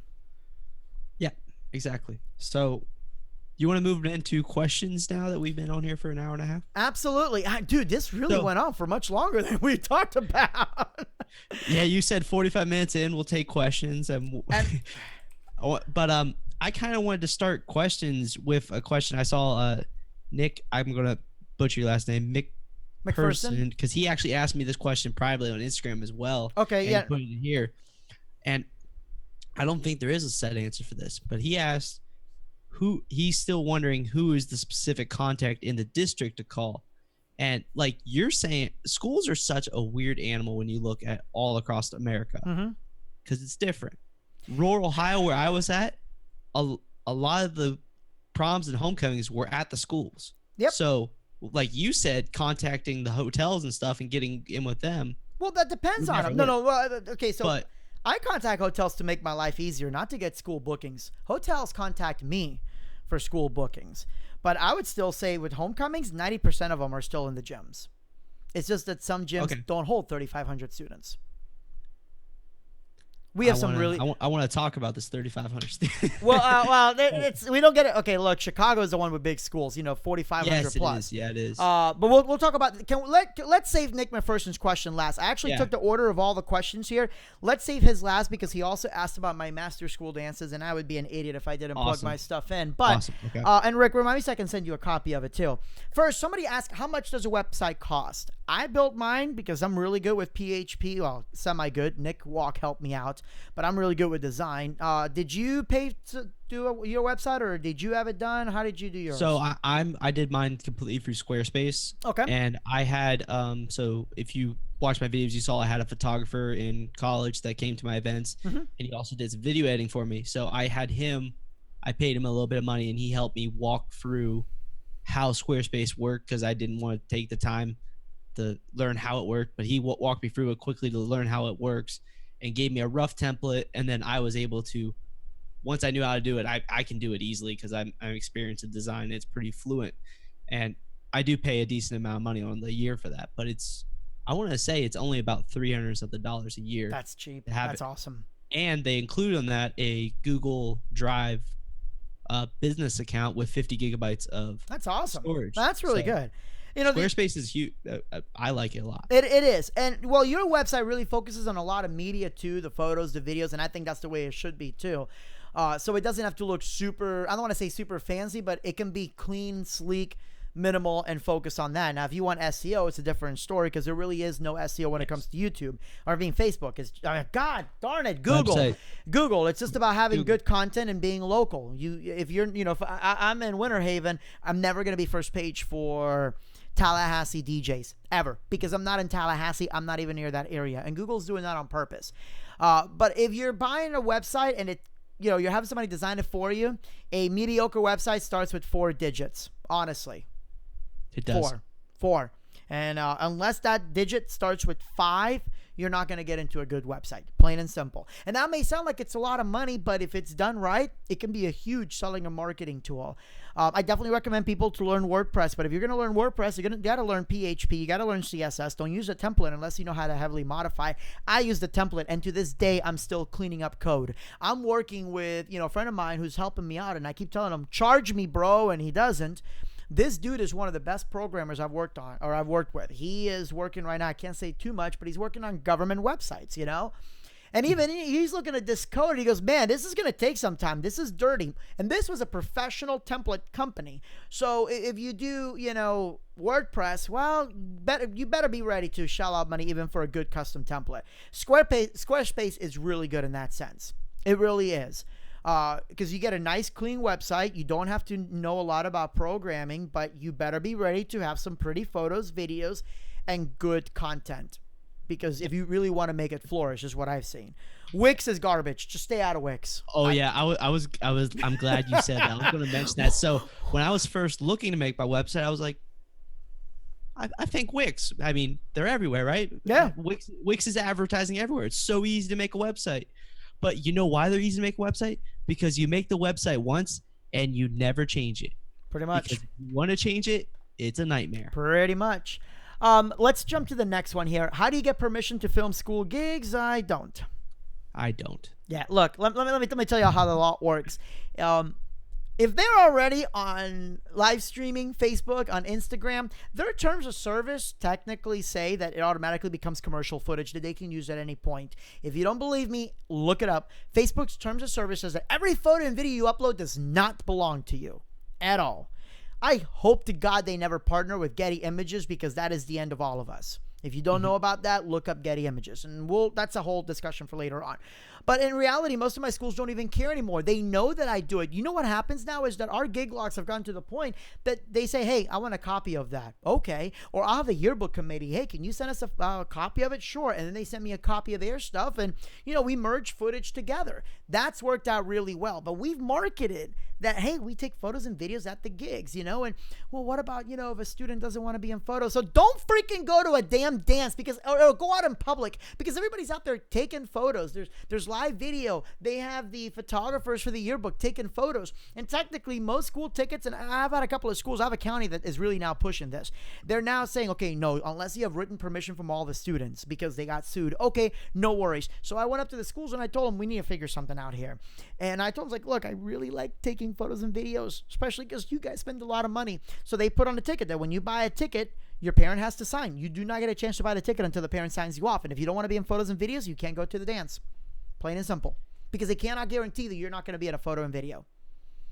Yeah, exactly. And the rule of thumb I normally try to stick with is don't focus on individual students as much as you can, because in general, if you just keep the crowd shot, no one's going to care.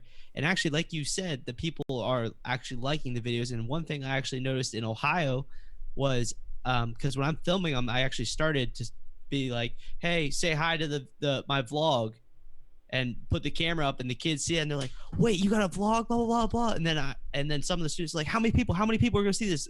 And I'm like, 5,000 people. And they're like, what? And they like freak out, and they get so excited. And I've had some schools, some of the student councils that have ran the dances and that, they're like, you're gonna make a gig log on this, right? You're gonna make a gig log on this because we want to see it and see Yep. how popular it gets. It's a good marketing technique. I was doing the National Association of Student Councils, and a student came up to me from Arizona. He goes, dude, I watch all your stuff. Really? From what? He goes, well, I watch your channel, your YouTube channel, your reviews, and I watch all your gig logs. And I'm like, but you're in Arizona. He goes, yeah. He goes, but I help organize our dances. I'm like, bro, that's legit. Like, that was cool as hell. It's one student, but the fact that somebody way on the other side says, I watch your stuff. He gets no benefit of watching my videos. He's not a DJ. He's not into lighting. But the fact that he's like, I watch your stuff. Cool. That tells me that my market is really indirectly working. And there's a lot of stuff that you and I can kind of go from there, but we're going to save that for Nick McPherson's question. Oh, yes. Definitely. Do you really need to beat mix at weddings? I'm not doing it at all for weddings. Let's kind of breeze through that question, because I think you and I and maybe a couple others can do a whole YouTube video on this. My answer is yes, unless you suck. What's your answer?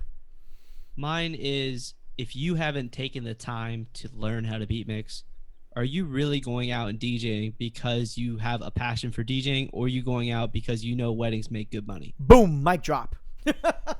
You're right. No, seriously, it's You're serious. right.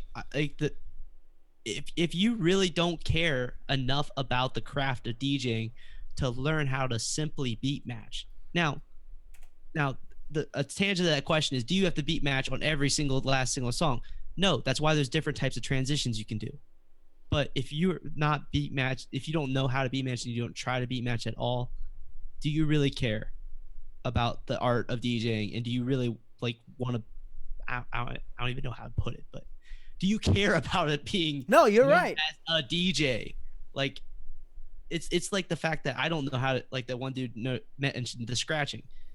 Do I really know how to scratch? Not really. But I'm a DJ, and I try and learn. When I practice, I try and learn how to scratch better every single time. Yep. Because I care that my name is a DJ. Exactly.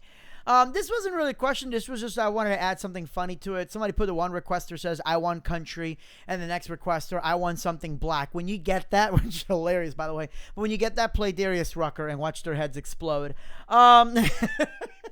Let's see here. Somebody asked about how to get more views and subscribers. Oh my goodness, there's so many answers to that. Let's try to see if we can answer in a one sentence. Have great content, be consistent, and reply as best as you can when people ask you questions. Because if they took the time to ask you a question, take the time to interact with your audience, whether it's a DJ or an actual client. Rick, what say ye? Yeah, literally just everything you just said. And I pride myself in that I reply to every single question, no matter how ridiculously stupid the question is. I reply with some sort of answer, whether it's look in the description. I'm not telling you that. If you're asking me for the specific mix of this remix that I got that I don't even know the name off the top of my head, I just know it's that one cool remix I have of that song. Yeah. I'll just comment, it's on this DJ poll. Go try and find it. Yep, same here. I will be honest with you. One of the tips that people do give is, be nice to everybody. I suck at that. I did a video just showing how you can, do a cool sound active kind of show. Not sound active, but I took different scenes on my DMX when I was doing my DMX tutorials. And, here's how I did it to a show. And this guy's like, well, this isn't really a tutorial. No, asshole. It was just me showing you, hey, this is what I did. Nowhere in the video does it say tutorial. I hate people that do that. That's like my, first off, I did the SRX video, which blew up, the SRX 815Ps. I did an unboxing and first impressions video. Mm-hmm. I don't know how many comments said, he didn't review it. He didn't review it. Well, no shit. I just unboxed the thing. I don't know how good it is. Damn it! No, oh god, you're so right about that. Next one. This is a fun one. Question for both of you. If you have a chance to go back to back with a famous EDM DJ, who will it be and why? I saw this question. I started thinking about it. I've been thinking about it this whole time. Do you have one yet? So mine at this point would either be or not VG, Steve Aoki. Okay. Or Laidback Luke. I can totally see Laidback Luke, and Steve Aoki always has cake, so you can at least have some delicious cake. Why? I was gonna say I'm more or less because I see them as two of the hardest working DJs out there. Absolutely. Steve Aoki is by far known by all the professional DJs as the dude that never stops. I mean, this dude's doing 2-3 gigs almost every single day. Let me ask you a hard question though. Is Steve Aoki, are Steve Aoki and Laidback Luke famous because they were hardworking, or are they hardworking because they're famous because Lil Jon premiered all their tracks? Because when you think about it, Lil Jon released a lot of their tracks to the mainstream that nobody ever knew who Steve Aoki was unless you were heavy into EDM. That's actually true about a lot of EDM artists. Pretty much. If they had a head name hip hop artist that they collabed with or something like that was on the top 40, then they. Well, but Lil Jon wasn't even in the top 40 at that point when he released their videos. I think it's because, Lil Jon brings something really different. He brings his voice, but I think they are really hardworking DJs. But I think that they're hardworking. I mean, of course, hard work put them to where they are. But I think they're working harder now that they're famous to retain that notoriety. Yes. And I think it's really working out for them. So that's a really good answer. For me, I'll be honest with you, I love EDM music. I can't stand EDM DJs because this is not DJing. Tiesto used to mix. He doesn't seem to do that anymore. But I will say, if I was going to say one DJ or group or anything like that, it'd be Yellow Claw. Because if you listen to him at EDC or anything like that, they put on the kind of show that I expect my DJs. They're on the microphone. They're playing, kind of like Hardwell, actually even Steve Aoki. They've played tracks that are not always EDM. They get very open format. Yellow Claw gets more open format than anybody I've ever seen. Although Hardwell did play Pokemon at, was it Tomorrow or I can't remember which one. Ultra. Hardwell play Ultra. But I do have to agree. Like, if I wouldn't say really to go back to back, because that's like DJing back and forth. But if there was a DJ that was going to shadow business wise one day, I think Steve Aoki would have to be on top of that list too, because the dude is nuts. Producing wise, it would have to be Laidback Luke. That dude has nasty tracks on him. Mm-hmm. But I just remembered. I don't know if I'd go back and see him because I don't know how well I would have matched with his personality and stuff. But Marshmello. Really? Okay. If you've ever been, have you seen Marshmello perform? I have not seen them perform. No, I've listened to their sets and I'm like, they're good, but they don't get me as hype as other people personally. I love the fact that he doesn't just play EDM. He throws in hip hop in there. Mm-hmm. Throws hip hop in there, and then he also throws throwbacks in there. Some throwback tracks all the time, and that is like to me the exact same style that I kind of DJ as. So that's probably one reason. I can't go without mentioning because he's my favorite. No, you're absolutely right. My favorite overall EDM artist out there right now. You're absolutely right. And guys, make sure we're almost closing up, but make sure you stick around because we're going to talk about giving $1,200 away, kind of, sort of. We'll tell you about that in a second. Somebody asked about Facebook, how we keep Facebook from blocking audio from gig logs. That's why I upload from a ghost account. Nobody knows about that account. And I upload directly from it. So if it does block it, I go in there, hey, I have the rights to use this track. And I do, because under fair use, that music is not the main focus. It's the lighting and everything else. It's basically, in long term, it's called serial duplication. I did a video on this with Drax, so I'll have to find that and link it in the description. But if they, after so many times of they flagging it, even if they accept it and they leave it on there, they will block you from uploading for 24 hours or whatever. I don't want them to do that to my main account, so I use the ghost account. Rick, somebody asked you, what is your dream moving head that you would love to have? I threw out I don't even have a dream moving head. I'm gonna be honest. My dream right now is to own 4 wash moving heads and 4 spot moving heads and 4 beam fixtures. There you go. Because that's what I need right now for the school setups I want to do. So your dream moving head is almost a hybrid, like the ADJ 16RX or the Elation SPX. Well, what's the ADJ 16RX gives you the really tight beam, almost as tight as an Yeah, RX1. You get a full wash and you get a spot. It's But incredible. they just released one. It's the CYM. Yeah, that's the Vizzy one. I Yeah, would still take the 16RX Well, just because that beam, you can hit clouds with that beam, which is dope. But the Vizzy, the CMY is really nice because it is an LED based one. The 16RX is a bolt, which is $400 for the lamp. and power consumption. No, it's actually not bad. It's less than LED. Really? Yeah, the Platinum series is more efficient than LEDs will ever be. Let's see here, because it's a 360 watt lamp and it's hitting clouds. Good luck getting LEDs, to do that. Yeah. Okay, so let's see here. Brandon asks, can you make a video on how to make a website? Actually, the Master School Dancer series has a video on that. It is completely outdated. I will never do it again because everything changes so much, it's impossible. By the time that you learn how to make a website, you lost enough business that it was worth paying somebody to do it. Get your Facebook page up and running. Get an Instagram. Get your Google business page. Everybody seems to neglect that. Get your Google business page up and running. Get your Yelp up and running. Even if you say I'm never going to use Yelp, Yelp is horrible. They will extort you for money. But one day somebody is going to want to, going to want to review you positive or negative, and now you got to get stuff up and running. Then work on your website. Use Squarespace at the very least. If you're an ADJA member, you actually get free hosting, and it supports WordPress, and I believe they also have some templates you can use too. And Vistaprint offers websites now, and I've heard good reviews from using their services as well. I've heard good and bad. To me, if it's a free website, that's exactly what you get, is a free website. Like technically Squarespace says, I think like theirs is kind of like ADJ. Oh, it's free when you pay for our service, but you're still paying for something. They have a fully free version, but it starts off with squarespace.com/ then your website. Yeah. So if you want the domain, you got to pay something. So somebody asked what a ghost account is. Just a fake account, just a fake name, anything like that. Okay, so let's talk about schools and everything else. So I have a series called the Master School Dances series. It's pretty much my entire business plan. This is not you're going to make this much money, but I can tell you that everybody that has used the series either doubles on sales, doubles on leads, sometimes both. I have DJs that could barely get $500 a dance that are making now $7,000 on a dance. I have guys that were never going to go multi-op because they couldn't afford it. Now they're full-time. They left their good paying job with benefits. And a lot of it is because I basically talk about what I do. I give my entire business plan for marketing, selling, dealing with venues. Rick, have you ever sent a writer to the hotel and they say, no problem, we can do that for you? No. Yeah, because that's what I do. And I say that braggingly because I send writers to hotels and they're like, yeah, no worries, we can make it work. So it teaches how to do that. It teaches you how to sell gear, how to program, how to make big light shows out of small lights.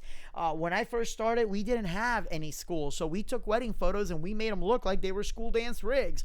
So it kind of teaches all of that. Somebody asked, actually, Nick, if I sell the marketing and selling video separately. I don't.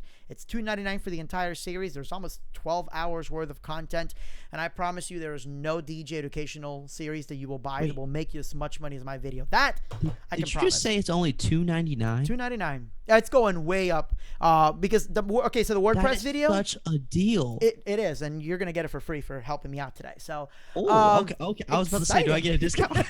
Yeah, just talk about it on your channel if you wouldn't mind. If you do like it, if you don't, let me know. But you can talk about that anyways. This presented by Master School Dances. No, but so the WordPress one, I did a WordPress one, and it's garbage now. I mean, there's still good tips, but it's garbage compared to my standards. And the videos first started for $10 a video, and it was a live seminar, and I've done it a couple different times, and those updates up to what we call the 2.0 have been free for everybody that bought the original ones. Well, the WordPress video is going to get replaced with a new marketing 2.0, which is going to go on a whole different level of marketing. And we talked about talking about marketing that we're going to do in the future. We may have to save that now for a later channel or video, but now anybody that buys the original series is going to get that video for free. I was going to do the video during the summer, but I want to test drive some techniques this season, so it's going to come out in the winter. When that video comes out, the series is going to shoot up to $4.99. So I tell people, get them now because that's it. There's no more sales that I know of that I'm going to do or anything like that. Nick, it's totally worth it. $2.99 is the price of what you should be charging for 8 uplights. So I I'm not saying this because I'm trying to make money, because in reality, it's only enough money to recoup my time making these videos. But if you go to masterskooldances.com, you're going to see DJs that will tell you they can't freaking stand me, and they will watch those videos again and again and again because you will make money out of them. Just to give you, I can back, because I've looked at how much seminars and series and stuff like that. If you're giving, well, I will probably make a review on it, to basically promote please it. do. That's what you're hoping for, I'm assuming. I actually, side note, I'm actually on sort of that sort of thing. I have a kid, Tanner James. He does stuff for Disc Jockey News too, but he sent me his whole entire thing, and I think he's charging like $199. But I've been watching his, seeing what I'm learning stuff off of it too. But he's out of California, so. But $299 is a deal and a half. I think the PhD workshop is like $800. Yeah, and actually, So, Joe Bunn's incredible, by the way. I actually need to invest in that one. I like Joe Bunn's stuff. I do too. But yeah, it is really, really cheap. I'm actually doing it for, there's a couple personal reasons why I do it for that cheap, but I still got to make money somehow out of it. Yeah. But no, I mean, just to give you an idea, when I first started doing school dances, the average, school was paying $500 to $1,000. Dude, I'm landing school dances at 15 G's with multi-year contracts. And I'm not the only one that's doing it. And people can't say, so you said earlier about how school dances are different across the state. I can tell you in full confidence that's a load of crap.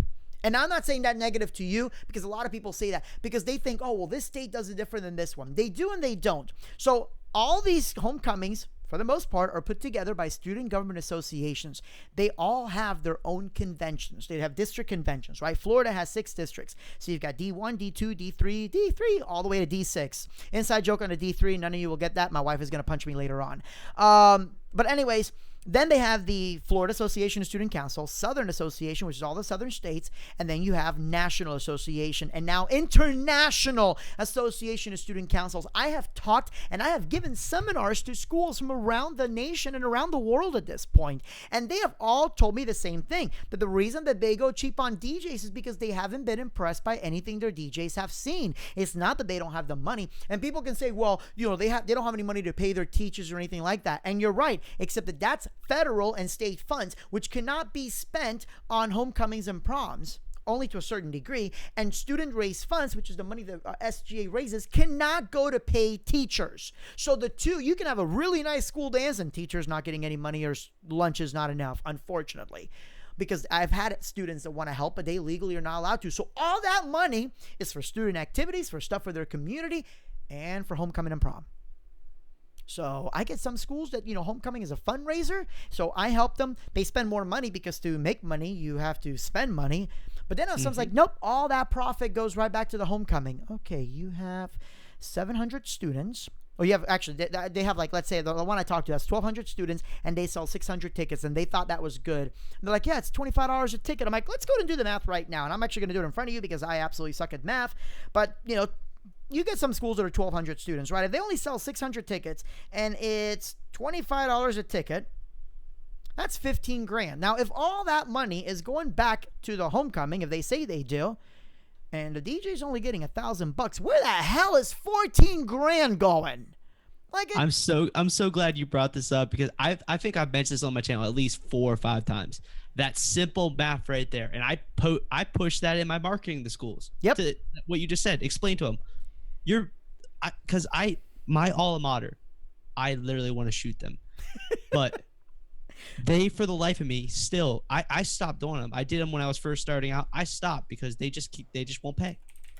They bring 400 kids to this goddamn dance. They're only charging $10, but they bring 400 kids, and they still will not budge off $350.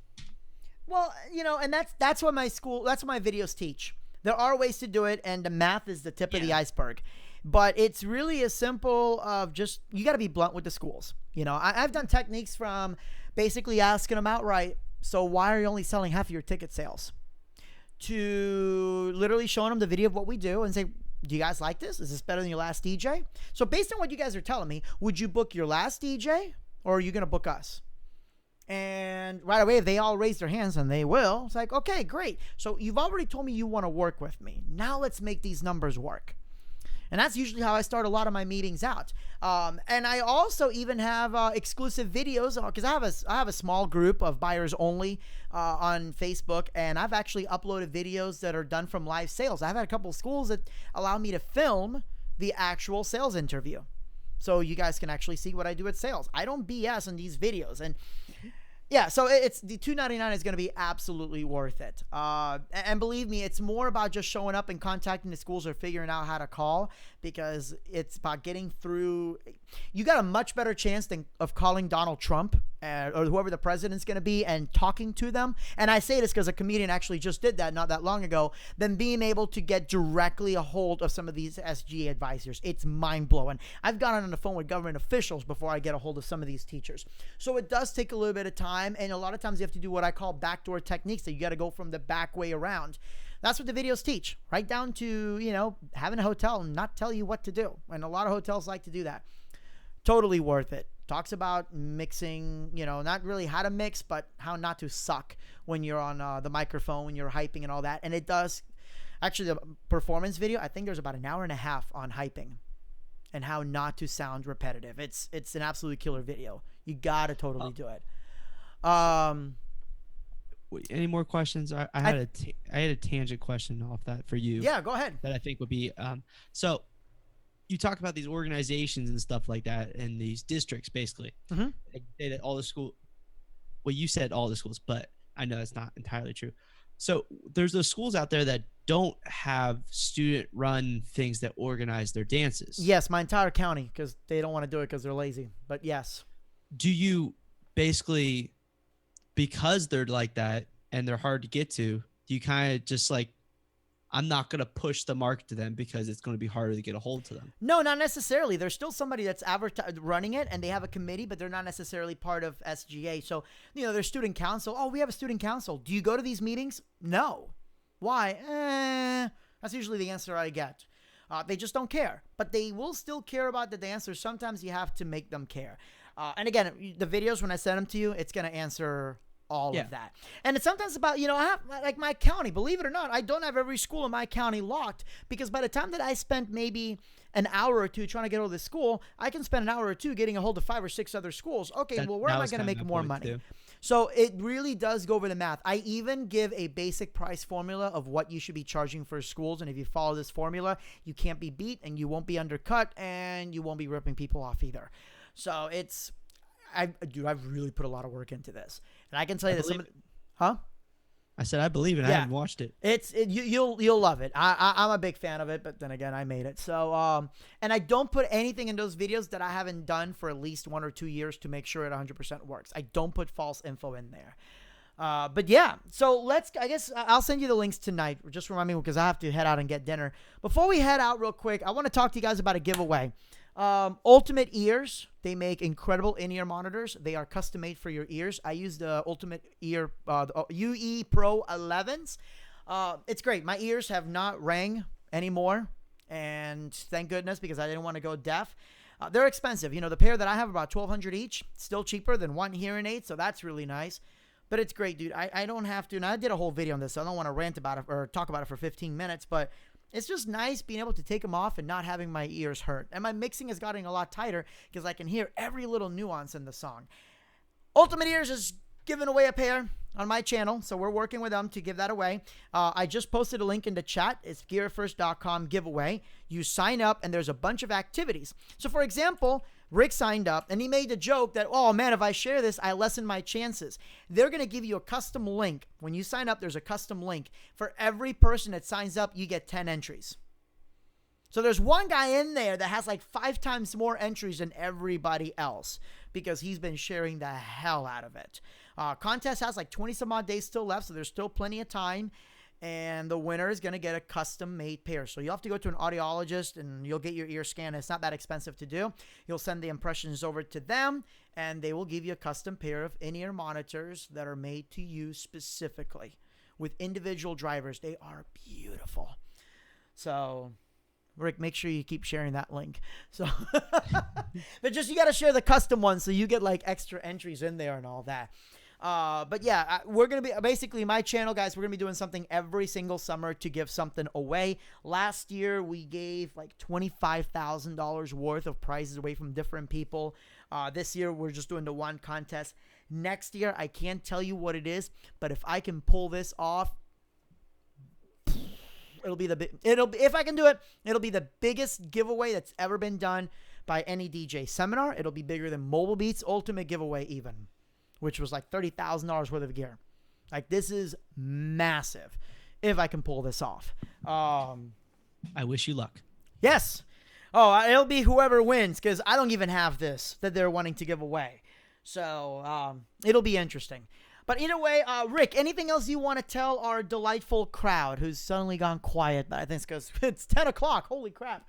I was about to say dinner. It's 10 o'clock, dude. Yeah, well, I'm a late night person. I kind of can't, because I kind of have to leave for work at 5:30. So woo! Every morning. So. And then I stay up really late like this until midnight. So, my sleep schedule is great right now. But it's kind of what you got to do if you want to grind to the point where you're not doing that job anymore. Exactly. Even though that job is definitely a job that if I really wanted to, I could just comfortably. Exactly. But that's not what I want to do with my life. Well, sir, sorry, go ahead. I just wanted to plug that DJ Expo. I plugged this on my channel, but DJ Expo, if you're going to be there, I'm giving away DJ Life clothing, which is what I'm wearing right now. Oh, shoot. Okay. I have 6 shirts I'm going to be bringing and 10 of these awesome decals, which are way higher quality than I expected my vendor to make, but they are really high quality. But I'm going to be giving those away through my social media accounts, which are RickyWeber65 on Instagram and Snapchat when I'm there. So that's a little promo there. And also, if you want to check it out, the links are in my channel too. So do they have to hunt you down, or are you going to be at a certain area for DJ Expo? So no, DJ Expo, I'm going to be giving them away strategically on social media. So I'm going to try and go to some of the vendors that I know and give them a shirt and be like, the first person that comes up to you and says the answer to this question, give them the shirt. Nice. Or something like that. Or I'll go chill at the vendor at certain vendors. I'll be walking around and be like, hey, do a quick video and be like, I'm at the ADJ booth right now. First person that gets over here and tells me this, you get a free shirt. Very cool. While you're there, go check out X Laser. Go check out X Laser and go see the Mobile Beat Mercury. You will crap your pants. I want an X Laser so freaking bad right now. Get the Mobile Beat Mercury. It is phenomenal. As a matter of fact, real quick, don't log off as soon as we're done real quick. But I won't. Anyhow, guys, please, if you don't follow Rick already, go find him on YouTube. Just search. It's under DJ Rick Webb, and that's W-E-B-B, right? Or W-E-B? Yes. W-E-B-E-R. B-E-R. But it doesn't matter because I tag every video with both spellings because everybody seems to want to call me Webb with 2 B's because that's the... Yeah, I thought your channel was just DJ Rick Webb. Really? It is. Okay. It's DJ Rick Webb. Okay. But everyone puts 2 B's. They put W-E-B-B. And I love when people comment that too because I'll literally put, first off, Rick Webb. Well, you know what it is because your last name's pronounced Weber, right? Yes, but if you actually pronounced it correctly, the way it's spelled, it'd be Weber. Yeah. So is it Weber or Weber? No, it's actually Weber. Okay. Yeah. See, that darn English language. So, all right, guys. So we were going to talk about what we wanted to do in future marketing. So we're going to save that for much later on then. But thank you guys so much. Please make sure to follow Rick. Go show him some love. You can also search his name. Actually, yeah, if you just search his name on Instagram, it'll pop right up. And on Facebook. And guys, do us a favor. If you follow us or friend us on Facebook, we love it. But please stop tagging us for your multi-level marketing. We are not interested in raps. I don't know if you get that or I get what? I get tagged for raps nonstop or for shows that I'm not going to be there for. Like no, I don't get that. Oh, you are so lucky. But actually, I'm also very strategic on who I approve for my friends list. Poor Bar, man. Bayardo gets tagged on the dumbest things that have nothing to do with DJing either. I'm like, guys, like, come on. So thank you guys so much. Please leave a comment below. Have a great night. Yes, thank you guys very much. I hope you guys enjoyed these series of videos that we're probably going to be making more of in the future. Absolutely. These are definitely going to be a lot more interesting. Absolutely. Moving forward. Thank you guys.